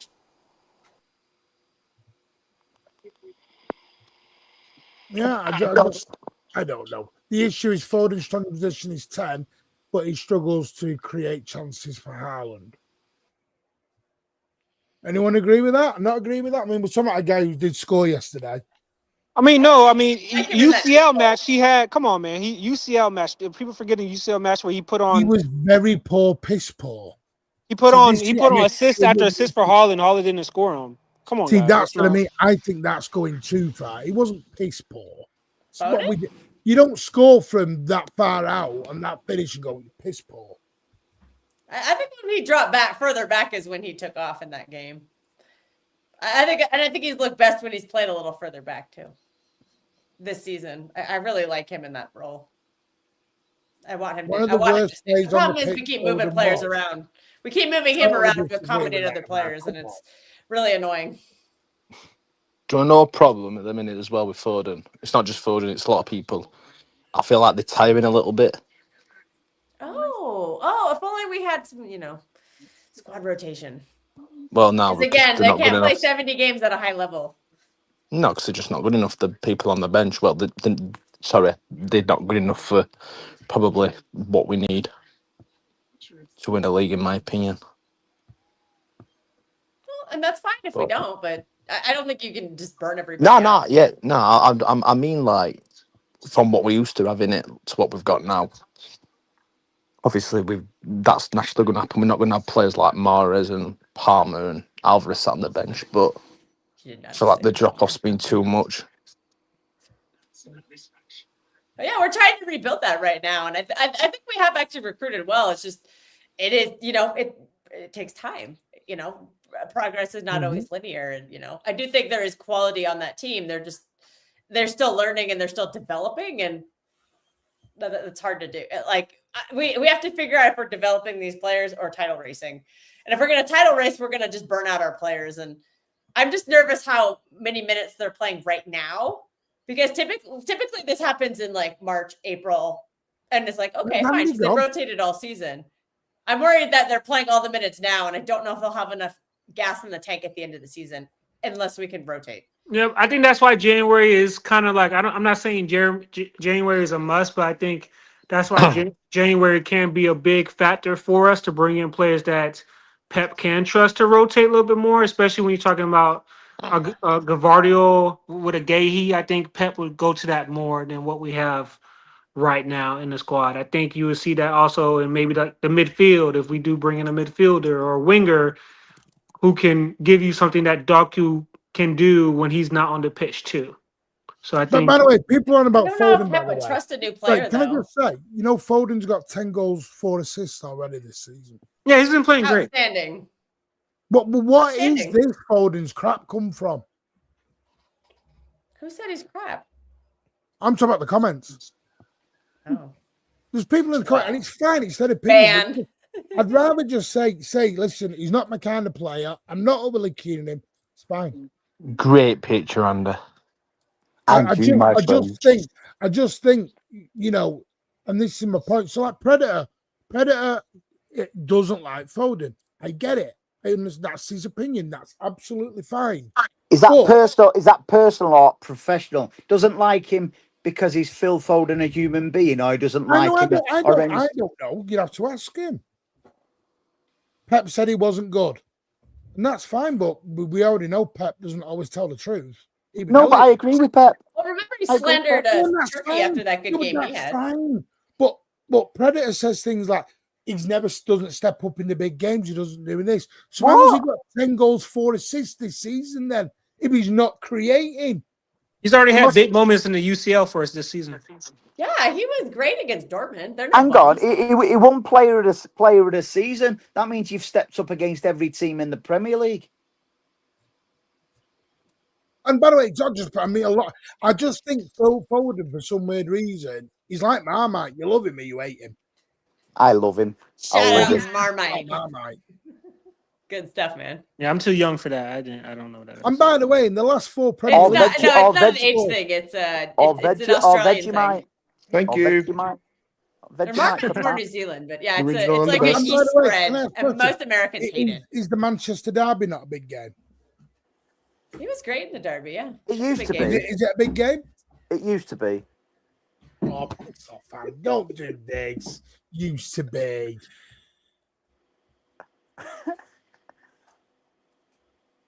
The Arsenal game's a bigger game now. Oh my god! Like the Liverpool game was a bigger game because they're not even in our league anymore. Well, they're in our league, but they're not in our league. No, I've got no problem with people. Foden was not great yesterday. Totally agree. I disagree with Dar's comment. I disagree with Dar's. I'm with that. I think people do this. It's the A to Z stuff. They've got agendas. He's never created in this. He's never done this. He's never done that. Just come on. Just say you're not keen on him and move on. It's just easier. Right, I've got comments on now. Foden had a poor performance yesterday. That's it. But they scored a vital goal and should be praised for this. Other than that, everyone is praising Foden this season. There is no hate on him. I disagree with that, Dan. So I don't think everyone is praising him. There's a lot of City fans hating on him still. They're uneducated City fans, though. Ooh. Oh, yeah. It's just it's a wearable blanket. Yeah, please smash those likes. But listen, he scored a goal. It was a great goal. Churka, again, involved in the build-up. Lannister in the house. Elliot, do you want to talk about Churka and Foden? We did talk earlier. I'm not sure for it. Yeah, just baller, innit? Very, very good player. Churky's starting to give him a good stuff in that. I think, if I'm honest, and this might be a bit of a bold statement, but I'm going to throw it out there. I think value for money, we might have signed as best 2 signings since Ireland this summer. Okay, right. Can I just stop everyone there? Which is Donnarumma. This has been the moment I've been waiting for so long against Elliot. He thinks he'll cook me. I am about to cook you. Go on, then. Don't forget, I'm Elliot's wingman. Yeah, thank you, Andy. Where's Pat gone now? You were all the come on then. Don't be cooking Churky. Where's your evidence on that? Where's your evidence on that? He's on ChatGPT now, isn't he, Elliot?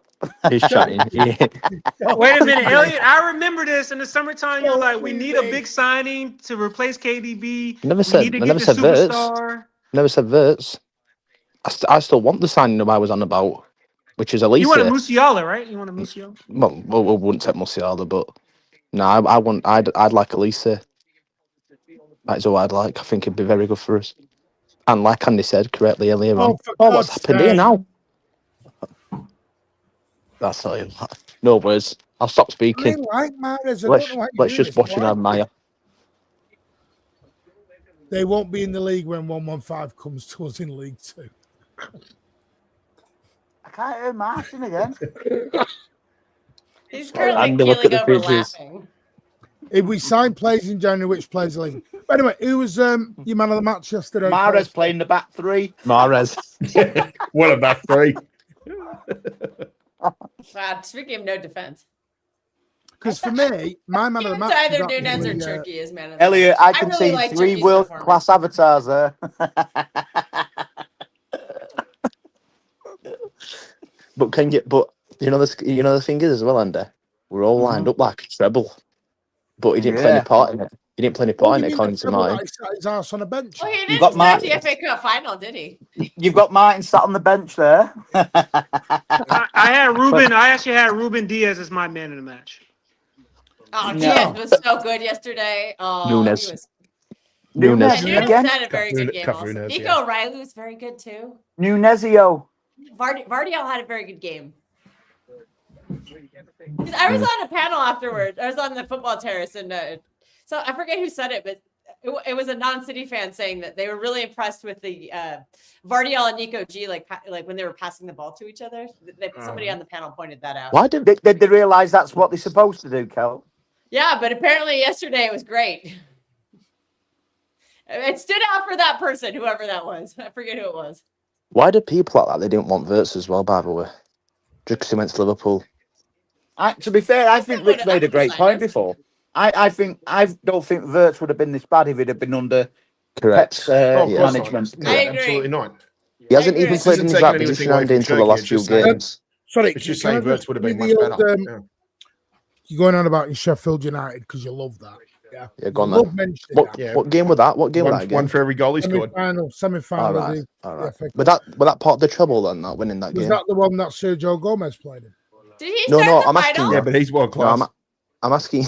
No, what I'm Did asking Riyad you. Mahrez start the FA Cup final after scoring a hat trick in Nope. the FA Cup semi-final? Nope, which No, is no. why But what I'm asking is what was the score?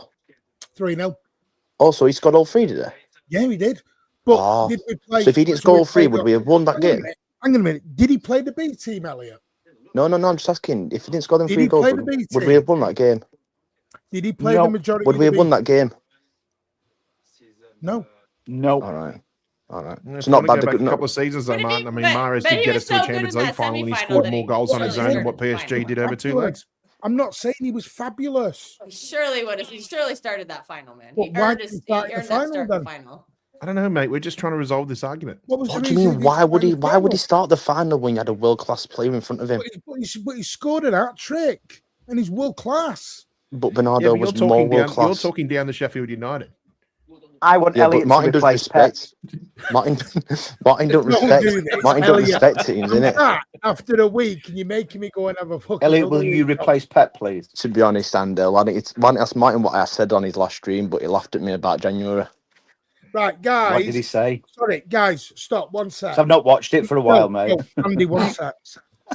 One thing is, I disagree with opinion. I can't even hear Martin. Can anyone else hear No, Martin? Andy, 1 sec. Please, right now, you do not disrespect I can't hear him. anybody on the panel.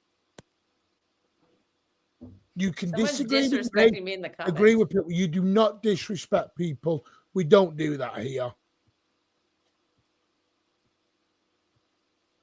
What, So, Sansa 'cause at roll? the end of the day, at least people have got the bollocks to come on camera and have a I'm chat. racing for sausage roll. I've got all these people in the government always say, but you're not on Sausage party. camera. It's an actual I- party. So I have some can't hear respect. Martin. Can anyone else hear Martin? Martin, you there? Yeah. Hello. No, I'm not having the chat calling people out on the panel. Disagree with them, but not having people calling people out. Because it's not on. I'm just going to read a comment out by Kobe. Why are 3 Mahrez? Is it because he was world class? Absolutely. Verts would have worked for us, but I wouldn't change Correct. it now. He's a maverick. Yeah, for me, my man of the match was Cafunas. Thought he was fabulous. Again, I don't think Nunes gets half the amount of credit he deserves.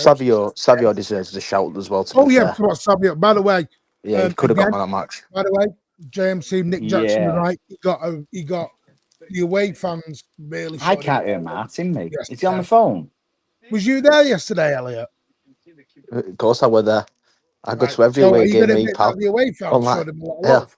I go to every away game, me, pal. Showed him a Were lot you of there, love. Martin? Were you there, mine? No. No, of course you went with one. We're screwed for Sunderland. Does anybody else go with what I thought about Palace? I thought Palace were the better team, but we was clinical and controlled game. I agree with that, Andy. I was a little shell shocked after that game. If you're Arteta and you looked at us yesterday, I'd be shitting my pants because I think, you know something, he was clinical and they managed the game because all the talk has been, oh yeah, we concede, we're always conceding goals. Yeah, we conceded one against Real Madrid, and I don't give a shiny shit what people say. Going to the Bernabeu is a difficult prospect, no matter whether they're going through a tough time or not. We've still got to go there, and we've still got to do it. And I thought we managed the game brilliantly as well. We started to manage games better than we ever have done. Super chat from Mar. Thank you again, mate, for your kind donation. Agree, Mar is overrated and Sterling very underrated. I think so, anyway. I agree, Andrew. I think Arsenal have been dreadful. Like against Wolves, there was crap against Wolves, but they still had that killer instinct at the end to get 3 points. But you're the beneficiaries of 2 own goals. Should we get to the part you're all going to want to? Doesn't matter. They still got to do it. I know, but they actually literally didn't do it. Like Wolves literally did it for them. The 2 goals they scored were literally own goals from Wolves. It doesn't matter if somebody lines 10 pints of Moretti up for me, Kelstar. I've still got to make sure that I finish Tuesday them. for you, Andy. What a great terminology that is, Andy. I would have never expected that to come from you. I've still got to finish them 10 pints of Moretti off. That's down to me. Do you reckon you do it? Yeah, Mom. with tequila rolls, absolutely, mate. Yeah. Hello? I know. Fine, we can hear you. We can hear you. Why You get a good go in it. Separate conversation? Hello? No, but you can only beat what's in front of you. What you want? Come on, Mario. You know these guys. He's not. I think they're taking the piss. Let's get to the point, right? Serious now. We know. Well, I do want to just say on Sunday as well. It's a great win, 3 wins. On the bounce. Nick's bang on there. We've been inconsistent, but still only 2 points behind. Apparently, Arsenal are having a brilliant season, and we're not having the best. But we're 2 points behind them. I'd take that all. I'm sure Pep would take that all day long as well. The comment from Sam as well, saying about Arsenal with killer instincts as well. Yeah. Like I said, Jokeres in. Mate. Get me on that bus, Nick. Yeah, all I hear is Arsenal have this world-class squad. Their manager's so good, he could replace Xabi Alonso at Real Madrid. And Declan Rice is going to win the Ballon d'Or. So they're this amazing super team. We've had massive holes in our midfield all season, and we're 2 points behind them. So I don't make it make sense. And we've not even got Mahrez, and we're still 2 points behind them. I don't think we've played that well in a lot of games that we've won. So that's not we are improving massively, and I think we can improve a lot more in the second half of the season too. Because I think Turkey's going to get better. I think Doku's going to keep getting better. I think Savinha is going to get better. I think Foden's going to get better too when he's settling in the 8 role. Like when Rodri comes back, that's going to make us so much better. Nico G has gotten so much better, and Vardiel is getting better. Diaz is having a great season, man. Like we have a lot of positive things. ITK Martin, what is Doku's injury? I don't know. His driver fell on his leg. Is that what he were? I think Valverde took him out and should have gotten sent off, but didn't. Doku, you just got to stay down. They put an accident report under. Yeah. That River Thames before game. Maverick says, guys, transfer news, ? We will have all the latest ITK as soon as Martin rejoins us.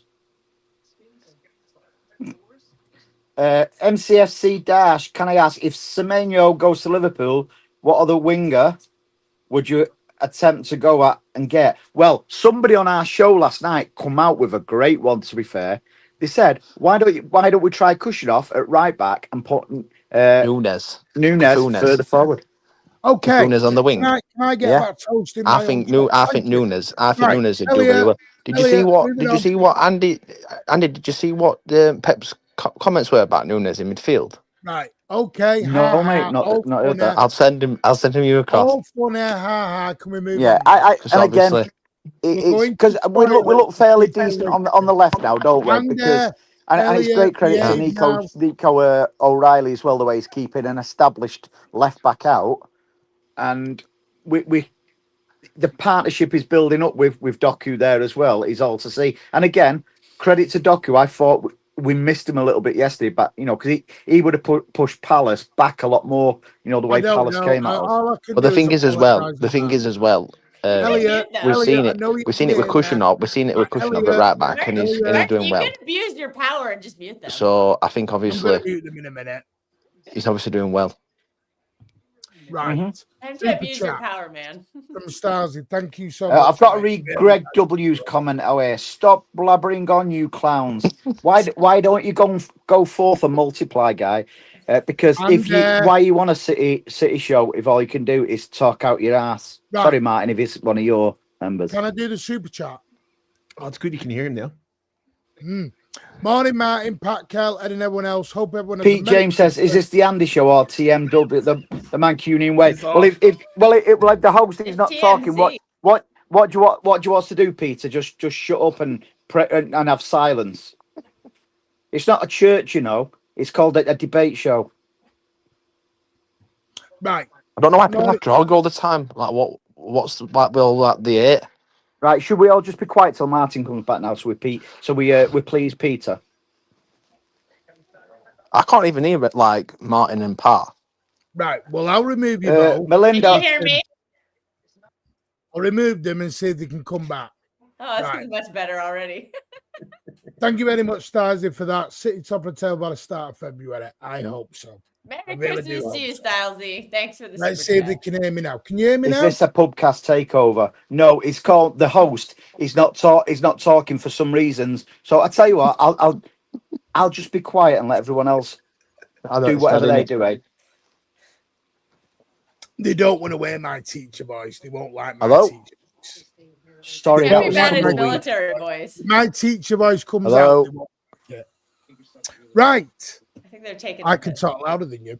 Right. Transfers. What you all been waiting for. Tomorrow night we have got 9320 podcast.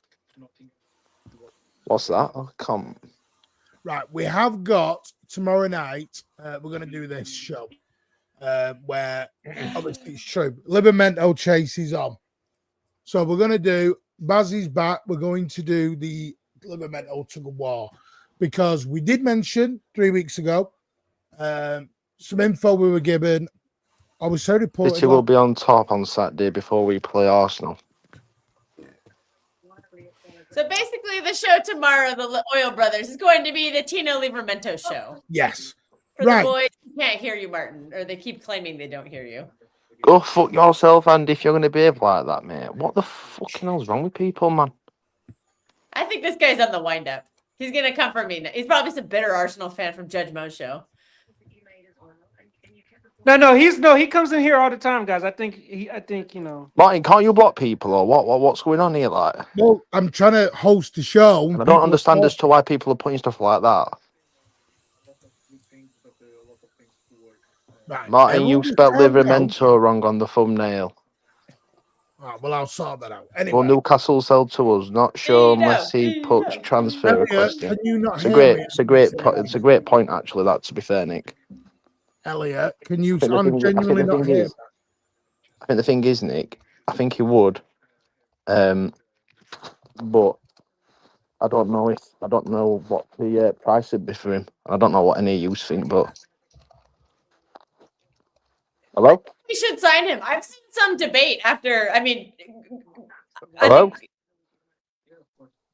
I don't know who he's helloing, but there was some debate last night on Twitter saying, "Oh, well, Nunes is already perfect. Let's not get Tino, and I think we should still get Tino because Hello? Tino.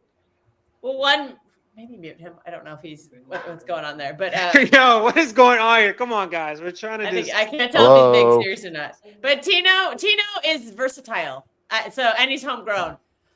Like, because Nunes, you don't want to play him 70 games in a season. Nunes will be better in a low block game, but Tino Livramento might be better in a defensive, as a defensive specialist in certain games. Because like Martin says, different keys for different locks. So, and I would keep Nunes, and I would also Can't hear Martin. Right, well, Can't I'm going hear to remove Martin. you. I don't know what's. I'll remove you both, then come back when you sort your connections out. Right. Sorry, I just talked over all that. The Matt Gay news. City do have an interest in Matt Gay. Does he have an interest back, though? I don't know. That is one thing I don't know. I know City have been after him for a little bit. Liverpool have obviously got that interest still. Again, I keep saying it, players need to leave for players to come in. So we have 26-man squad at the moment. Steve, you put Trafford swap. Trafford won't leave in January. That's just my opinion. I think Ortega will leave. I don't think... Andy, have you sorted your reception out now? Can you hear me now, Elliot? I think they went to a construction zone. Can you hear me now, Elliot? Yeah, that's me. I don't think you can hear me. Right. So Matt Gay is on the list for January. Elliot Anderson, as we know, that's probably going to be summertime. Could be January if City put enough money down, whether they will. People asking about Oscar Bob. I think he'll go on loan in the summer. So wait, is nobody leaving out in January then? Yes, sorry. Oscar Bob will go out on loan in January. Could that be used to sweeten a deal up Hey, potentially? Can you hear me now? Martin, I don't know if you're taking piss, but I can't hear what you're saying. I can hear everybody else but you. Right, Martin, say something. I'll communicate. I can see you moving, but I don't know what you're saying. No, we can hear you. Like everybody else can hear you. Right, can you tell them that I don't know whether they're joking or not joking? They don't know if you're joking or not when you keep doing and you keep saying No, you can't hear. I can hear you, Pat and Ned and Andy, but I can't hear mine. Yeah, Martin's been trying to talk for the last 15, 20 minutes. Huh? Martin hasn't even been on my camera. Yeah, there must be an issue with the connection. Yeah, Martin's here. Right, leave and come back in on the link and see if that works. I've done it. I'm on. I'm on now. I can hear you. Right, can Andy hear me yet? Andy. Right. What I need to... Andy's gone. Pat Kelster, would you have Matt Gay? I think it will take an Ake or a Stones to leave in Jan. I would absolutely upgrade Ake and / or Stones with a Gahey. 100%. If you had a preference, which one would you prefer to leave? Probably Nathan Ake. I think his legs are shot. And Stones can provide the build-up that Nathan Ake cannot. Yeah. No, me personally, I'd sell like a loan out, get Mark Gahey, loan him out somewhere, then sign John Stones for another 5 years. No, I would get rid of. I think because since Stones is injured right now, you won't be able to move him on. So I think you would go with Ake just because he is available. I'm sure there's a lot of interest for him too, and the money wise, you'll probably get more for him. Yeah. Yeah, because is Gahey right-footed or left-footed? I'm not sure. He can play both sides. No, is he? What foot is he? What footed? Is he right-footed or left-footed? I think he's right. Because that means we're only going to have Vardial as a left-footed defender. That's a little... I mean, but he played left center back last night. He looked great. Yeah. How much would you pay for Gabe? Because remember, he's only got 6 months left. 30, 35? Yep. I'd throw 40. Because that's what the reports are, so I'm okay with that. What would you do, Elliot? For an English centre back, that's I don't care how long he's got left on his contract. It's good money. Yeah, throw him 40 million and then loan them Oscar Bob because then they get a player. Andy has messaged me. He thought I was dealing with family stuff. So he was. And I can add him back. He's got the link. Elliot, can you hear me now? Yeah, I can hear you, but I couldn't hear you before. Okay. I think people thought you were trolling. No, I'm being genuinely serious. I could not hear you before. Right. Matt Gay. Do you think I really ignore you, Martin? Pardon? Do you think I really ignore you? Wow. He can't quit you either. You do like a troll every now and again. It's not me. Genuinely though, say we do. Who is this for? Is this to me or is this somebody else? No, Matt Gay, 30 million and Oscar Bob on loan. Would you do that deal? Yeah. Yes, I would do that in a heartbeat. For Jam. Yes, Yep. I would do that. So we do that on January 1st. Million and Oscar Bob for the rest of the season. I would totally do that because I mean, Oh, I think we wouldn't desperately you be need more a third inclined to say center back Nathan with Ake the other way? Because if they're going to lose Gay, they might as well get at least another decent defender just for depth. But I don't know if Ake would want to go to Crystal Palace though. See, I'm going to be honest. Palace are playing in Europe though. I had a feeling Stones was the one going to go out, but I think the injury stopped that. Yeah. But Ake's making noise about like he really wants to go to the World Cup, and the Dutch manager has told him you need to be playing games. So that might actually compel him to go to a Crystal Palace, or I think he would get a lot of game time, and he can still compete in Europe. I know it's not the Champions League, but it is still Europe, and he has already won the Champions League, so it's not like he's facing that. Why don't we bid for Trent and Saka? Arsenal would not sell us Saka. He might ask out soon though. If they don't start winning trophies, he might ask to leave. Yeah, but there's what about Trent? No, he's injured. He's injured. Wait for Livermento. Yeah, he's injured. Yeah. Yeah, Livermento can defend. Pardon? Do you really need Livermento? Yeah. I think Are we trying to build a squad? We We can't build a squad with that has one fullback. He can play right back and left back. Yeah, exactly. Yeah, versatility. And he's very. He doesn't cross like Nunes, but he's contracted till 20. I mean, I'll ask Baz this tomorrow. His contract's 27 or 28, but the contract talks have stalled because he has got interest in the City move. But I think if Livermento happens, it will be the summertime. I agree. Yes, summer. I don't think we'll back right back in the summer, unless you think different, Elliot, or you've heard it different.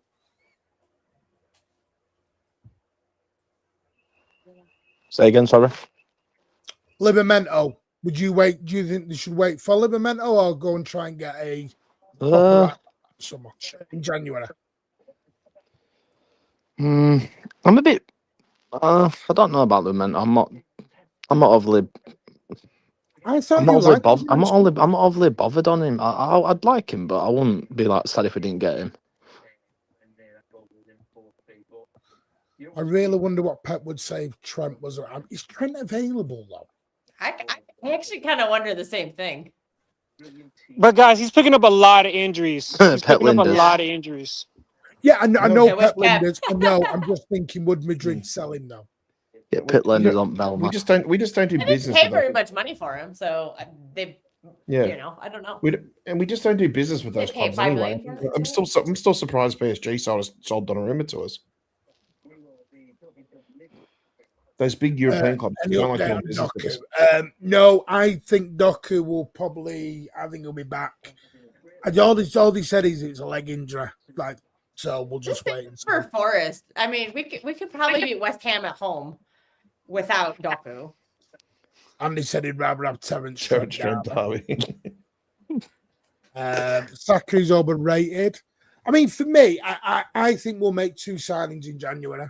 I mean, I know you think we will spend the 200 million. All right, so you said 200 million, Elliot. Does that mean we're going to sign Elliot Anderson for 100 million? Are you? All right, that's what I was about to ask. Are you thinking we're doing Elliot Anderson in Jan?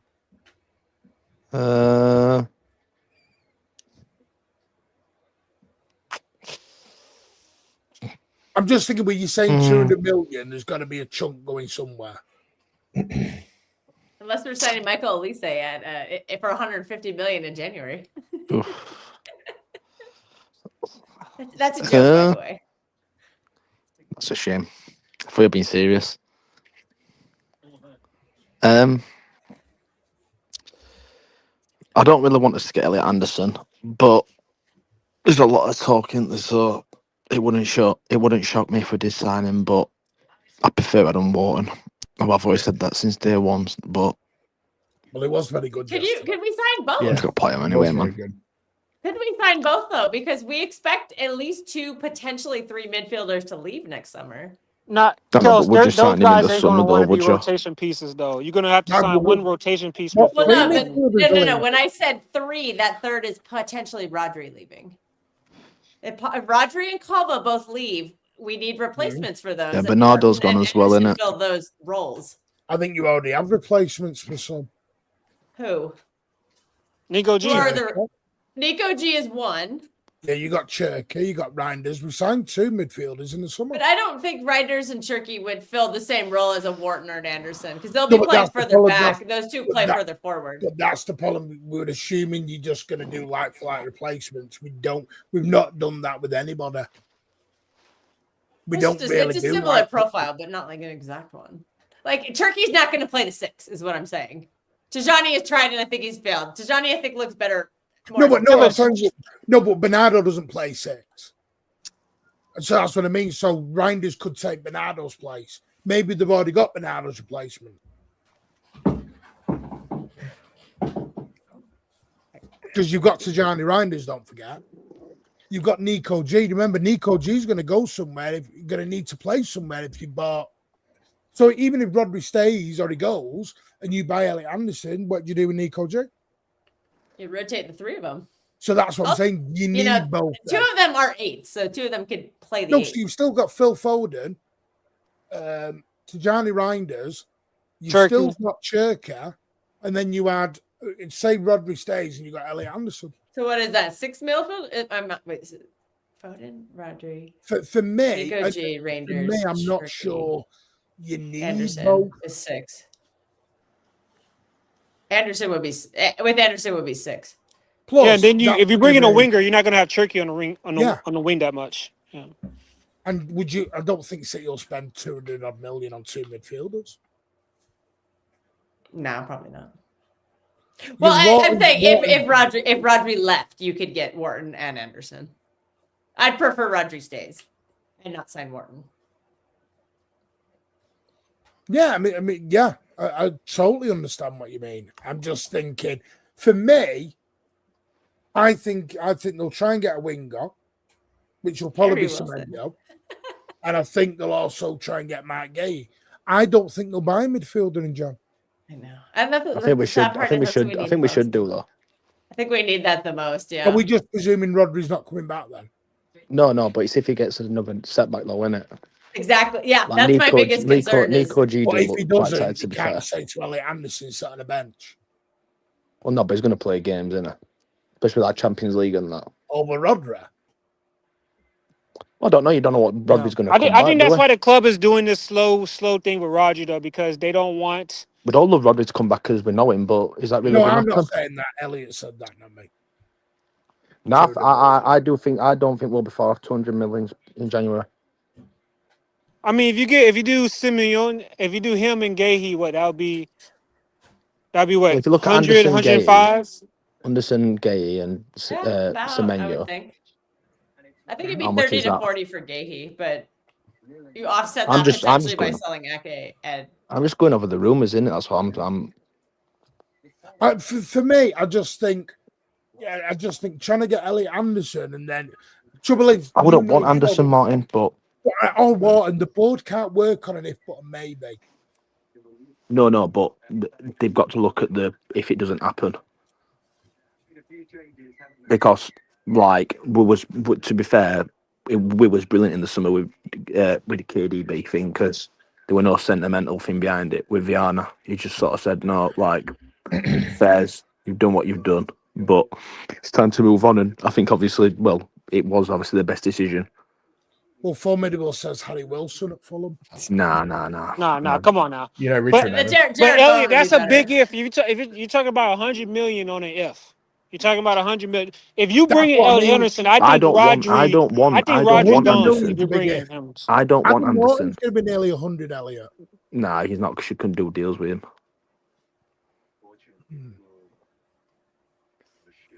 I just think because Pat touched on it earlier. 70, 80 million on an if is huge. Nah, not someone with the class of what Adam Wharton's got, man. People got to remember Adam Wharton's only 21.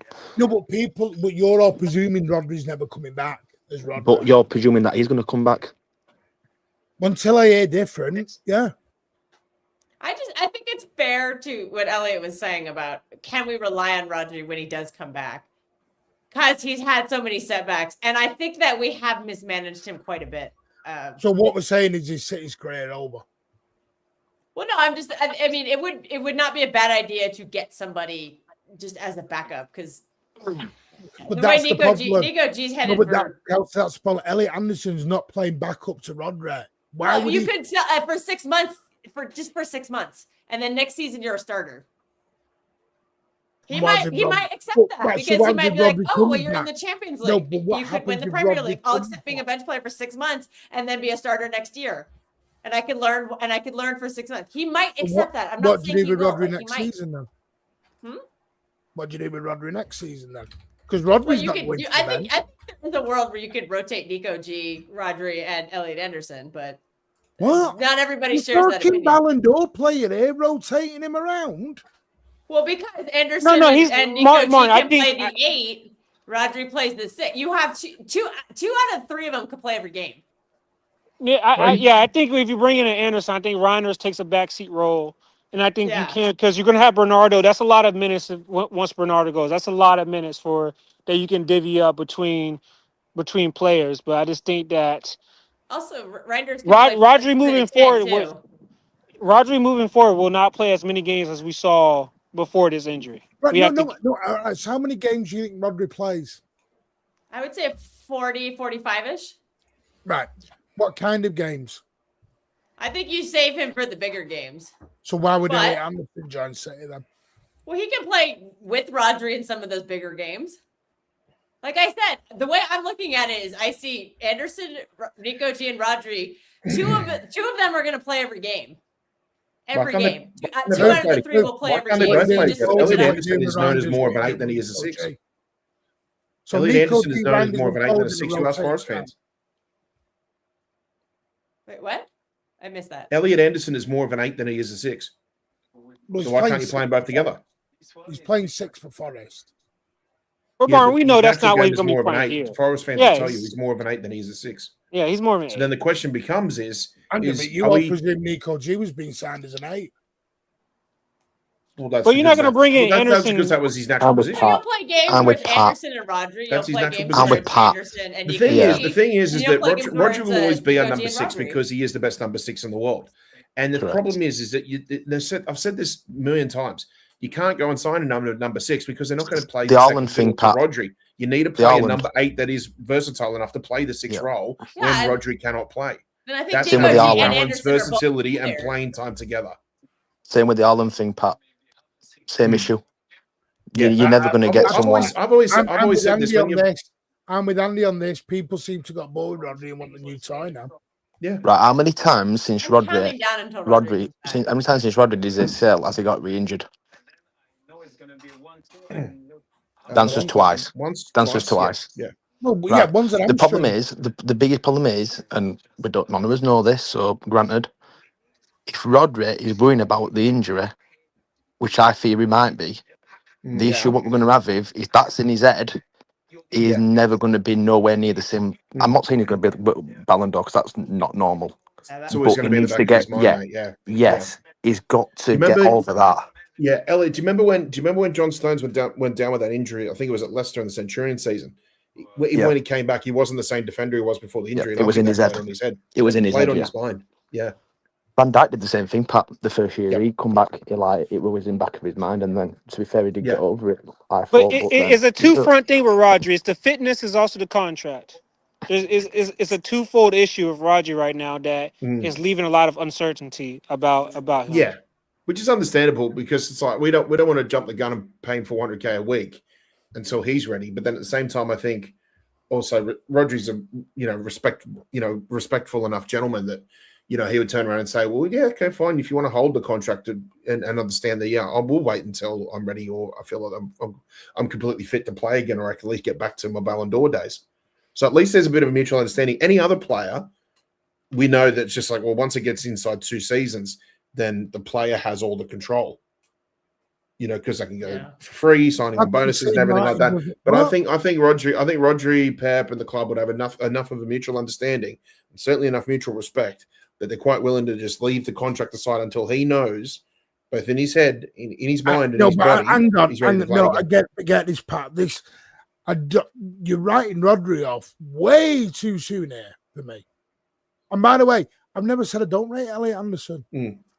I'm just not buying 5 midfielders in case of Rodri being injured. This isn't you lot are playing FIFA at the minute. I'm saying if you let go of Bernardo Silva and Kovacic, you just bring in Elliot Anderson. That's all I'm saying. No, but that was what was said. They wanted to bring in Watt and Anderson and everyone else with it. Yeah, no, I'm not doing that. I caveated that. I said if Rodri goes, then bring in Anderson and Wharton to replace. So if Bernardo, Kava, and Rodri all leave next summer, then I would get Anderson and Wharton. If only Bernardo and Kava leave, then I would only sign Anderson. Oh, here we go. We're cooked if we miss out on this. Same way we were cooked when we missed out on bloody Florian Wirtz. And Jesus, Bellingham. all this we're cooked if we missed out on a player. And Bellingham, yeah. What is this? Bellend. People need to stop giving up on Rodri and back him, sing his name. He is incredible. It's not normal to come from an ACL and MCL. Listen, he may leave. I'm not saying he isn't, but you can't sit and get an Anderson in January on if Rodri's here or not here. Because if he does come back and he does extend, Elliot Anderson's not sitting on a bench. And neither was Rodri. I presented the solution to that, but I guess it's not being bought. Well, what do you do with Foden? We've got a few interesting months ahead. Then what do you do with Foden, Churka, Reinders, Nico G? I already told you. I see Nico at different parts. Martin, Nico G will move back to his natural role. You have Foden's role currently. Foden will stay into the squad, and Reinders will be a rotation player. Martin, there's enough players. I think Foden would be the main candidate. I love the way you have not learned from players wanting to leave. What's the reason? Martin, we said it before. If Reinders wants to leave, let him leave. Doesn't matter. Hang on a minute. What's the reason Oscar Bob and Rico Lewis? Doesn't matter. Oh, because they're not playing. Yeah, because they're not good enough. Who's not good enough? Oscar Bob and Rico Lewis. Okay. Right, so what we're saying it's not very nice to say. I don't want to say it, but it's true. Spend 50, 60 million for 6 to 12 months. Oh, and if they're not happy, leave. I'm glad you aren't my bank manager or accountant. Jesus, I'll be bankrupt. Martin, do you know how much these players get, don't you? Oh my God. It's a bit different to comparing it's like an office worker. No, it does look a little bit like new toy, new pram. Here we go. Big up, Pat. I'm off, Rodri stays. Okay, which I hope he does, because I think he's when he's in the 6, we are world class. I mean, he's elite. But even if he does sign a new contract, he's not going to. It's probably only going to be a 2-year extension. So no, it'll probably be 4. There will be, it's not like he's not going to play 60 games a season again. His body just won't let him. So, no, it'll be a 4. If he signs an extension, it'll be a 3 or 4 year deal. It won't be 2. Well, that's counting next season. I meant like a 2-year, like from 2027 to it'd probably only go to 2029. I don't think it'd be 30. I don't think it'd be 2030 or beyond. They got Pat. We hope you feel better. $1 super sticker, and then the €1, and then €5. Big up, mate. Hope you're out. Rodri's just 29. Why are people talking like he's 33? He does turn 30 in like June, though. So he will go into next season big 30, but what's the 30 bit? I think 30's not old. Oh, dude, I'd love to be 30 again. I'm also not a professional athlete, though. People are disrespectful to Nico G. He's been excellent, and then he's dropped. No, Foden rotated. You go tell Foden he's been rotated, and Nico G. He's up back to the bench. So let me ask this. So Turkey now is a mainstay in that squad. He can't be rotated. Reinders, who's only been here for 4 months, can't be rotated. Hang on, no. The difference is these players all want to play in the big games. Elliot Anderson is not leaving Nottingham Forest to come and sit on our bench to play against Fulham. I think he would play in big games, though. Martin, we talked about this. Are we in the win now mindset? Yeah. But is Elliot Anderson better than Reinders in the Premier League? Yes or no? Right here, right now. Reinders doesn't play a lot. It's exactly, but why are you trying to say he's not going to be a rotation player then if he doesn't play enough right now? Stop. You're presuming Elliot Anderson's an 8. So is he replacing Nico G? So we keep Rodri. We're not. So why are you spending 100 million on him then, Martin? Hang on, Ed, this is what I'm asking. Who is he replacing? That's what I'm saying. Why you're spending 100 million on the guy for a reason? You're spending 100 million on the guy for a reason. So he is going to play. Elliot Anderson will not happen till summer. Yeah. What's the desperation to get him midfield? I just worry about. You sure about that?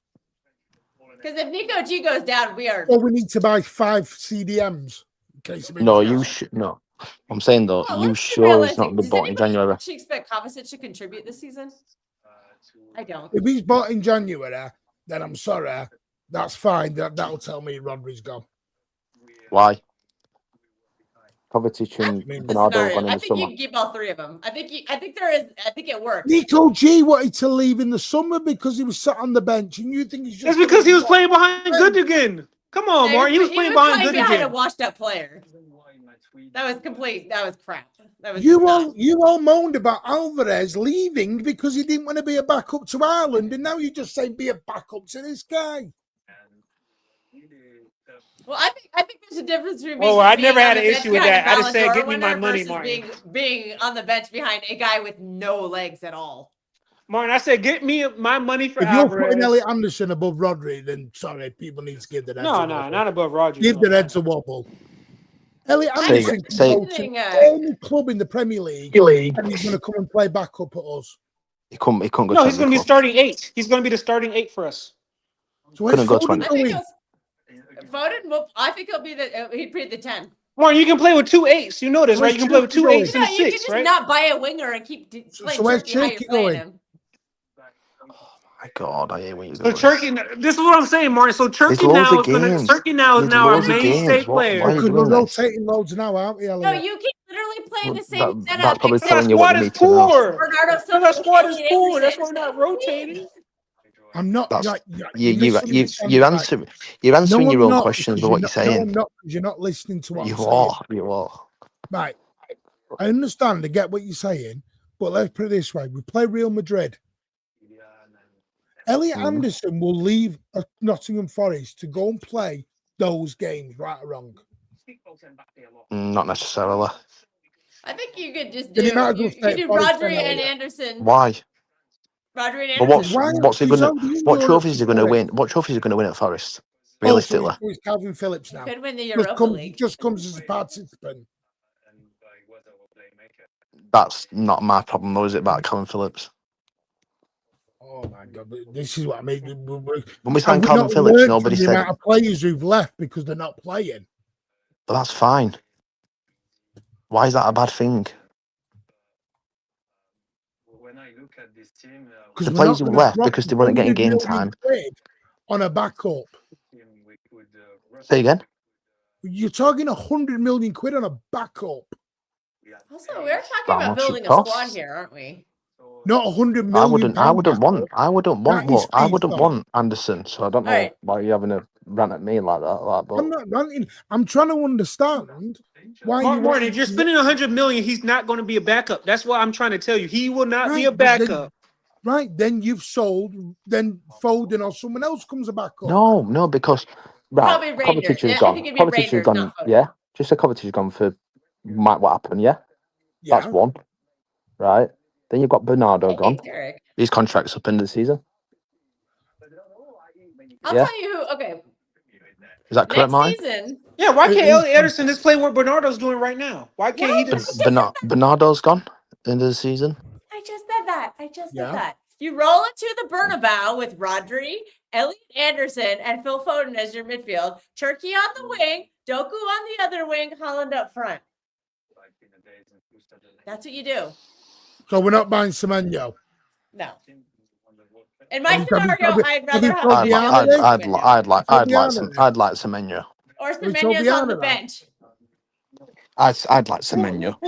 Maureen, what happened to the time Pep dips a 20-year-old in and out of squad? When did a 21-year-old say? We're not talking a 20-year-old, Ed. You just said Turkey. Turkey's 22. Turkey's 21 years old. What happened to a dipping a player in and out of the squad? Turkey's the top assist in the league, and you want to bench him? Not for every game. Yeah, he can still play 40 to 50 games. A lot of these players will still play a ton of games. Hey, Martin. I'm driving in my car, so hopefully you guys can hear me okay. Talk some sense into him, man. But we're talking about the same Pep who put Phil Foden on the bench in the Champions League final, who has put Rodri on the bench early on in his career. So no one is above missing a game or two, whether it be a big game or not. I think Pep is going to rotate, and he's going to have plenty of options, and that's what we want. We want options, high-quality options. We have options now that maybe they're not as high quality as we would like, and so we're going for those high-quality options. And, yeah, you're right. There will be games where a Semenyo has to be on the bench, or a Elliot Anderson has to be on the bench, or a Nico G has to be on the bench. But because of the depth of our squad at that point, we're going to be playing 50, 60 matches every year because we're going to be in every competition to the end. And they're going to get plenty of playing time, probably more than what they're playing at their clubs now. As a wise man once said, Martin, different keys for different locks. I'm not. Speak on it. Speak on it. I am not disputing that. Right? That wasn't what I'm saying. Well, you are talking about? You're saying about him playing games. You mentioned Madrid. I'm talking about Elliot Anderson in January. I don't think they'll do that. Well, you've still got Bernardo and everyone else still here. In the summertime, yes, because there'll be room.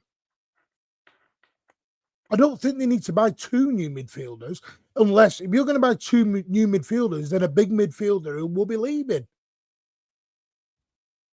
That's what people are not listening to what I'm saying. But Martin, I think you could bring in a midfielder like an Anderson if you wanted to, because we can both admit Bernardo Silva's playing. Tell me when. Bernardo should not Bernardo Silva is playing a lot of games right now, Martin. Bernardo Silva is playing a lot of games right now. Right. I've said this before. You will only get the best out of Bernardo by playing him once a week. So is Rodri out for the season? Has that been confirmed? No. Do you think Rodri's hit a 6. Bernardo, that's what does that have to do with Bernardo? Bernardo as a 6 does not work in the Premier League. No, you're not. Janet, we have got a midfielder coming back. Yes, but I get that. So go with the next bit then. What you said? But more, you said Rodri and Nico G would not play in the same midfield. What does that have to do with Bernardo Silva? I'm saying, what does that have to do with Bernardo Silva though? Because he doesn't trust Reinders in that Bernardo Silva role. I'm saying. Right, I'm going to say, because I think this is getting totally lost in translation. In January, why would you sign Elliot Anderson while you've still got Bernardo here? Because he's overplaying him, Martin. He's overplaying Bernardo Silva. Bernardo needs to rest, and also there is no guarantee Rodri stays healthy. And Nico G. I'm not even talking about Rodri. I'm talking about Bernardo Silva is playing every game at the minute because he cannot trust Reinders in a deep role because you need another midfielder to play in that deep role. Foden is not an 8 the series, Martin. Do you watch the games? He played 8 at Palace. Oh, he's a great 8. Foden's a great 8. We're buying a wing. Oh, my God. See, this is the problem. We're doing this, don't do this. The club are doing it. They're doing it. Except why are you mad? So why are you mad? I'm not mad. I'm trying to explain. My issue is not buying a midfielder in the summer. My issue is buying £100 million midfielder in January. I just think the course we're going on currently for Bernardo and Nico Gier playing every game is not sustainable. What if that's to get him in? Rodgers comes back, what he if that's can't to get him immediately into learn alleviate more? that. Yeah. What if that's to get him into learn? Yeah, I think bringing in, like we saw Nico G excelling this season, but he had half of a season last season to kind of get up to speed, to understand. And even with that, he still was a little slow on the uptick at the beginning of the season. So, yeah, get somebody in now so that they can be ready to go full bore next season, especially since they're not going to get much of a preseason with the World Cup. Right. Cherky right wing, Foden and Elliott 8, Nico G. Fine. Yeah. Again, what are you doing with Semenyo? What are you doing with Doku? What are you doing with what we did? Left wing. Well, I think Doku's in that person's lineup, but we're not discussing him, so he might not have brought that on. No, because he's got Cherky right wing. So what are you doing with is Semenyo? Doku plays left wing. I think that if Semenyo comes in, I think Marmoush is going to leave because. We didn't even get to Omar Mamouche, guys. Forgot he's that. He's going to leave in the summer. It is what it is. I never want to hear you cry about Omar Mamouche's minutes ever again, Kelsey, after what you said tonight. Never cry about Omar Mamouche's minutes ever again. What do you mean? She's already accepted that he's what have I said tonight? Because you just said buy him, and you'll have to rotate. Midfielders, not wingers. Just a midfielder, not in that whole scenario, I'm not buying Semenyo. Everyone tonight. No. In that entire scenario, I would be buying Anderson in January. I would not be buying Semenyo. But Cam Phillips was different. The guy couldn't move. I agree. It's future proofing. I'm not disputing buying him in the summer. My dispute is January. But Mark, do you not think Bernardo Silva is playing too much? You said he was going to rotate this season. He doesn't rotate at all. Well, he plays every minute of every game now. But Reinders isn't playing every game, Ed. Oh, Martin, that does not. You're not addressing my question. What about Bernardo? Reinders. He doesn't trust Reinders there. It's obvious. Then we shouldn't have bought him then. Well, he's here now, Martin. We can't change that. What about Calvin Phillips, though, Martin? You think you mentioned Calvin Phillips again? No, it's the fact. No, I'm trying to make the point. Is the fact is, you just. And by the way, you all call it rotating. Elliot, you know this better than anyone. Players don't view it as rotating; they view it as dropped. Please stop thinking players look at it as rotated, because I've got a list as long as my arm that don't look at it as rotated. So is Bernardo Silva going to play every minute of every game the rest of the season? Is that what's going to happen? No. Currently, you've got Rodri coming back, and you've got Reinders, and you've got other people. You're going to buy a winger. You've got other people who can come in. We've had Reinders for this whole season, though, and Pep still plays Bernardo every minute. Unless we get a winger and he plays a Foden in Turkey midfield, you're going to buy a winger in Jan. Okay, so he would then move Foden. He'll move Foden to that 8 role and put Turkey in the 10 role. Martin's scared Elliot might bench Foden. I know you've got a Foden hate, man. Nah, come on, Predator. I'm talking about Bernardo. Bernardo Silva is the question mark here, Martin, for Anderson coming in. If he does not trust Reinders there, and you cannot tell me he does trust Reinders there because he hasn't played there since the beginning of the season, so that is the main issue with the midfield right now. It is that Bernardo Silva role that only he can play. Cherky isn't a regular 21-year-old. What is your point, Ed? That was my whole point. He's not a regular. Can I choose a question? There are some games, though, actively where Bernardo I think, becomes a liability for I'm not, us because he's not physical enough. I'm going to say this because I think people are not understanding it. Because you're listening to respond, to react to them what you are to respond. I am not saying don't buy Elliot Anderson in the summer. I'm asking why in January when you've got Reinders, Foden, Rodri, etc. all still here.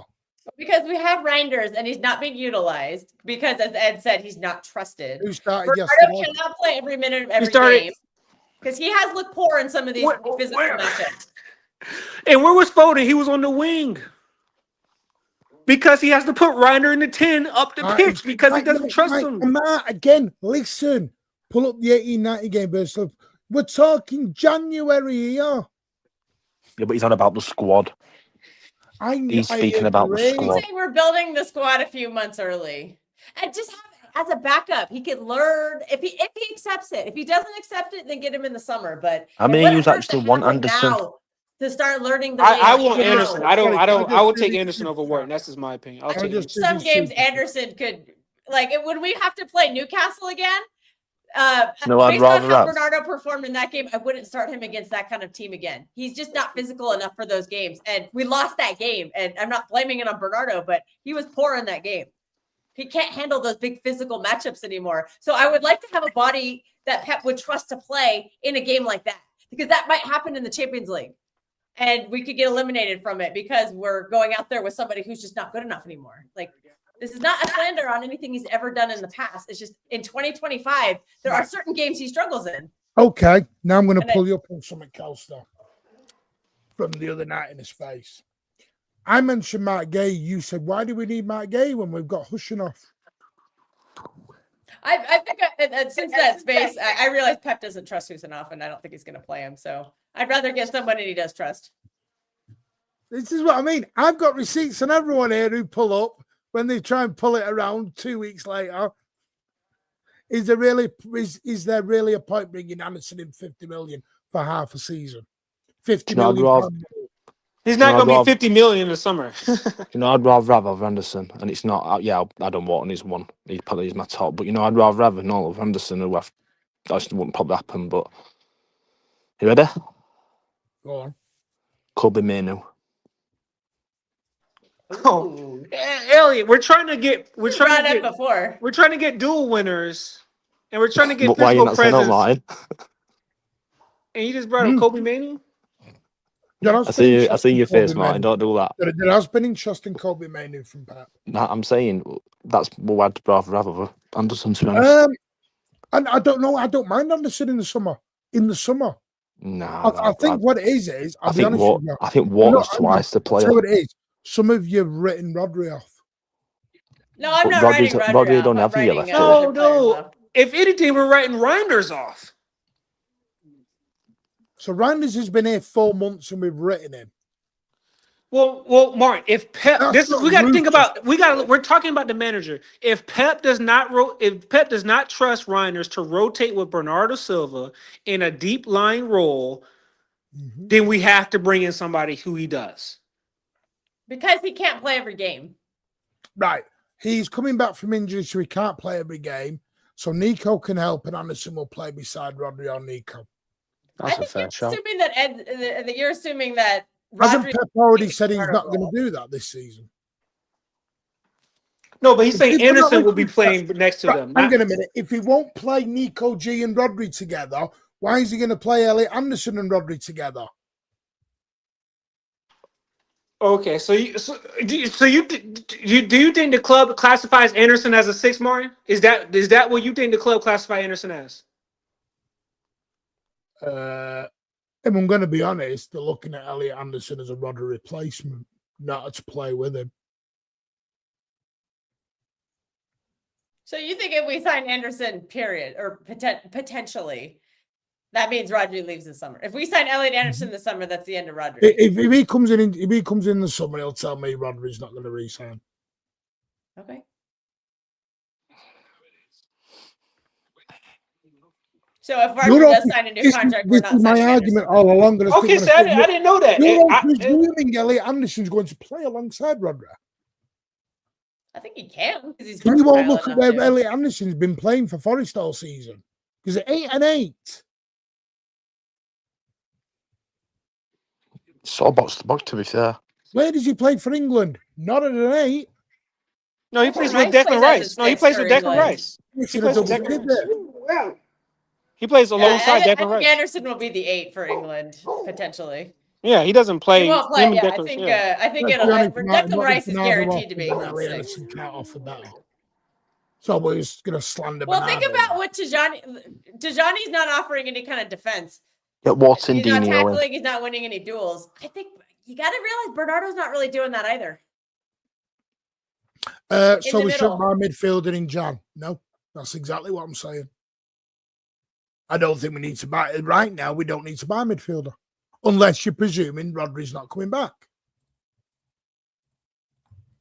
Hey, I'm all for a Foden. I'm all for a Foden and Turkey midfield. That's what the club wants to do. Anyway, I'm going to end in a minute, and we'll carry this on the space in a bit. I just think, listen, I'm not disagreeing with what you're saying in principle. I think you're 6 months early.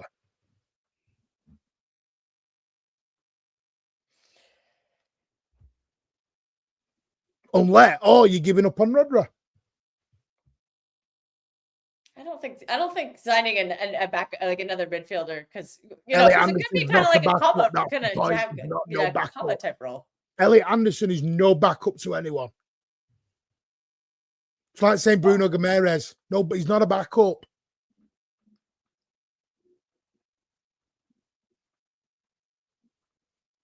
If you like Douglas Luiz, Nico G, who people haven't heard of, not to someone who's in prime form and young and going about totally different kettle of fish.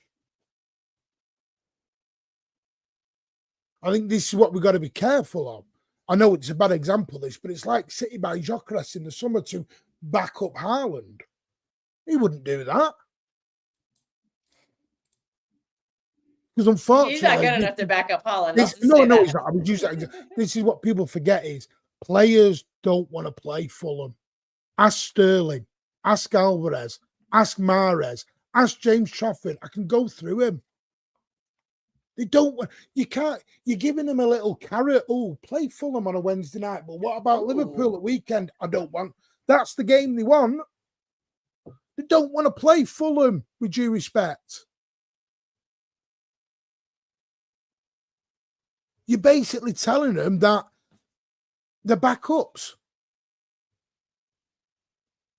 Hence, this is why Mahrez left.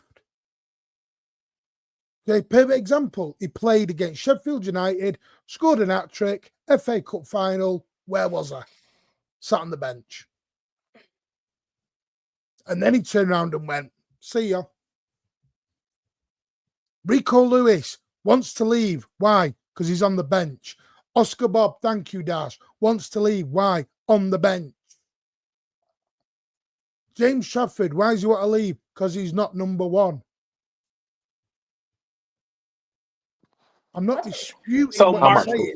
What's changed? One more thing about Rodri. Martin, what's changed between like now with these people that you've named and listed off? They're all young, but what's changed between them and say a Riyad Mahrez? Of course, Riyad Mahrez, I'm sure, was not hoping to be a backup, but he was comfortable enough to be on the sidelines in certain games, knowing he was going to have, big minutes in others.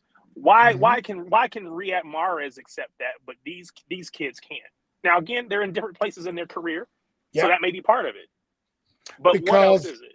Because they're not playing hardly anything anymore, and they need to play.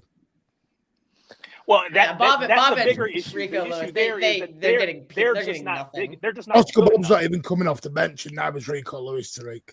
Yeah, and that's my point. They're not good enough to require minutes. Riyad Mahrez, you had to give minutes because he was too good not to.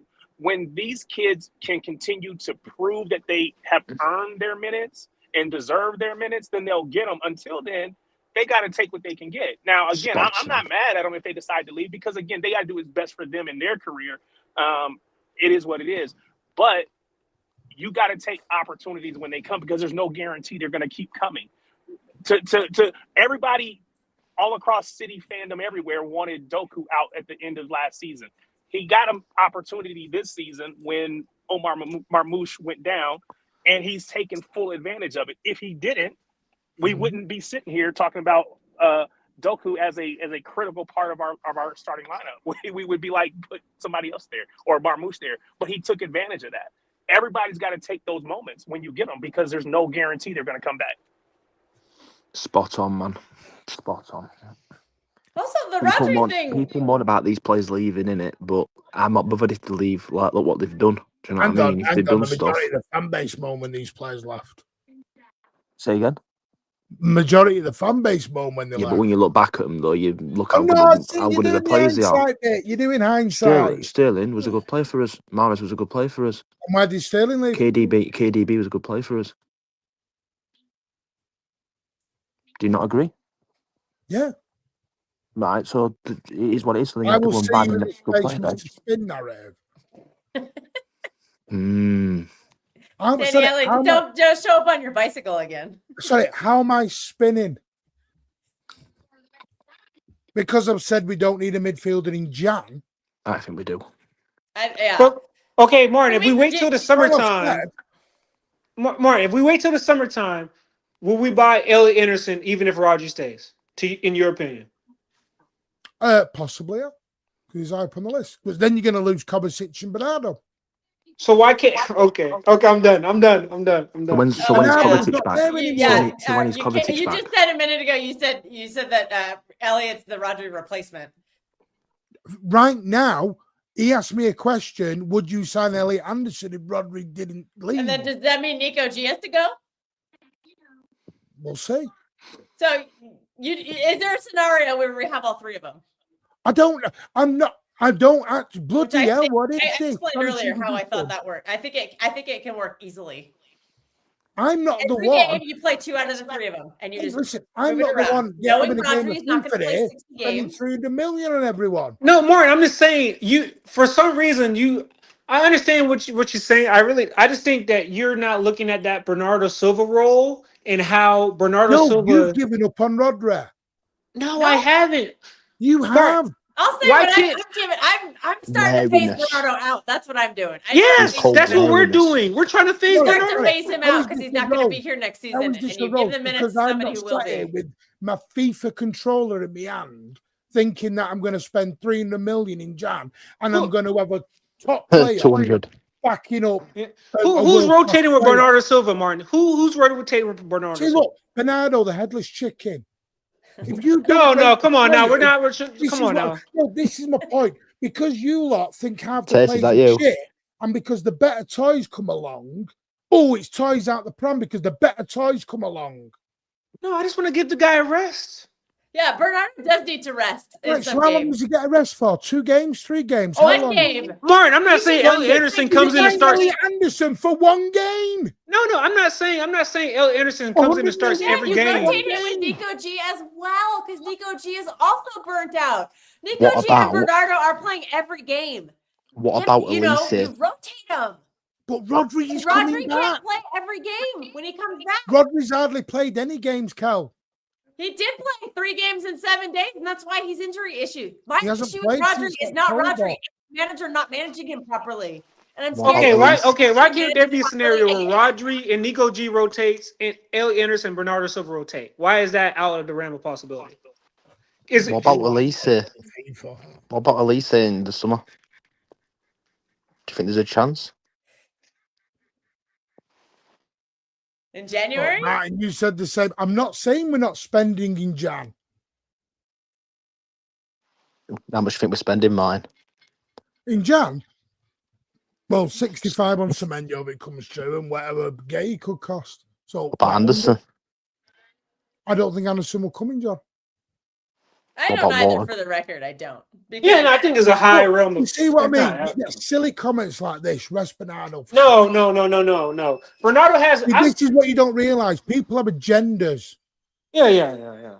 And I know that's why Martin is pushing so back against it because of the agenda against Bernardo Silva. That's why Martin. I think to get the best out of Bernardo, you only play him once a week. If it wasn't for Bernardo Silva yesterday, we wouldn't have frigging won because he ran his bollocks off again.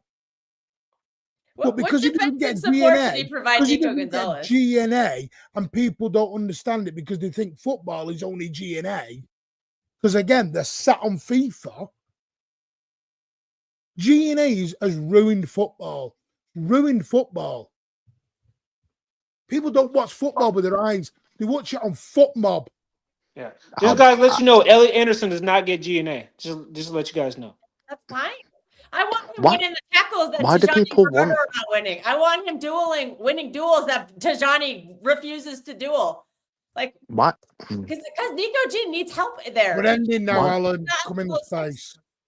Why do people want Anderson over Walker?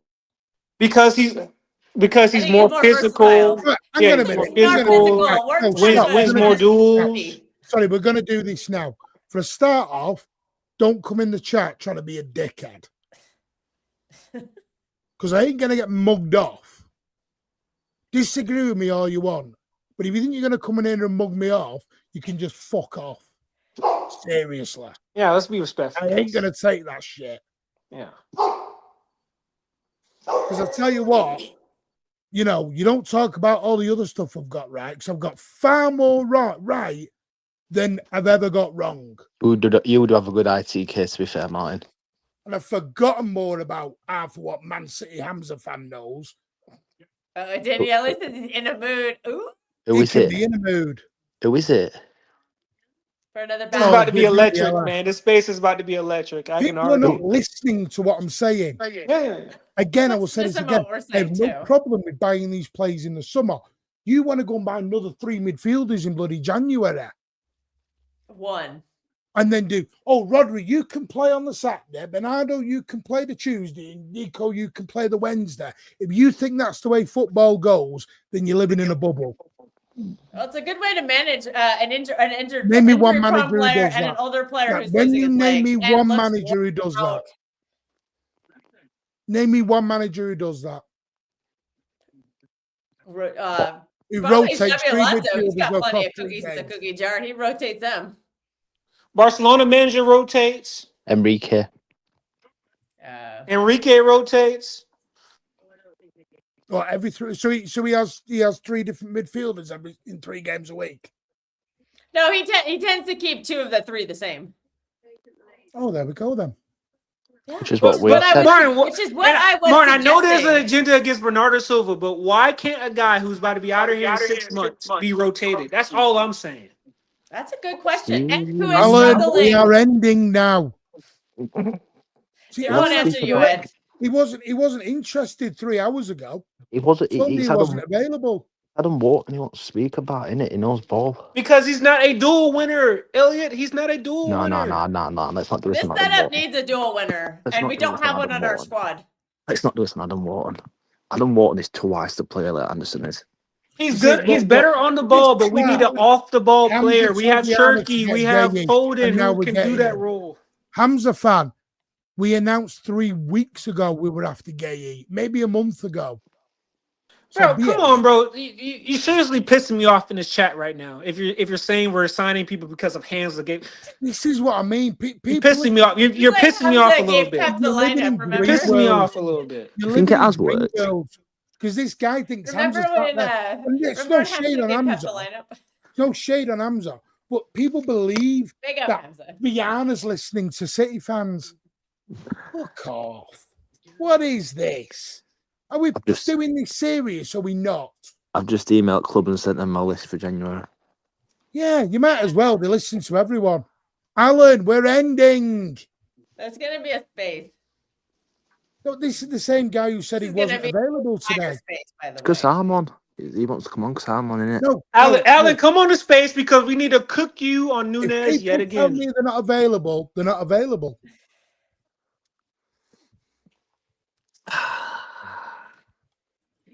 Anyway, right. We'll leave it there. We'll continue it in next month. Thank you for all the lights, guys. It's been a great show today. Thanks for all the lights. Like before you leave out of here, man.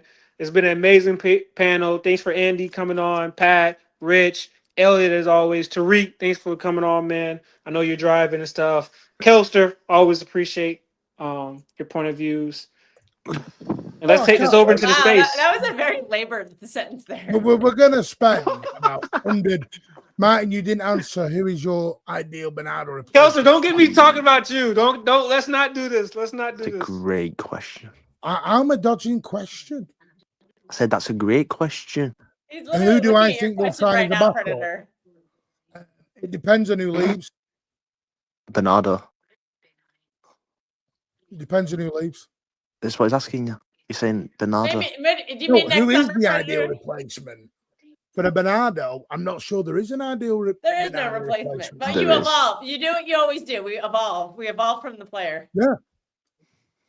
We haven't replaced KDB.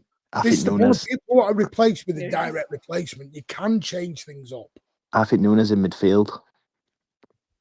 Martin Hamza's sent over his list. Apparently, Biana's gonna go exactly by that now.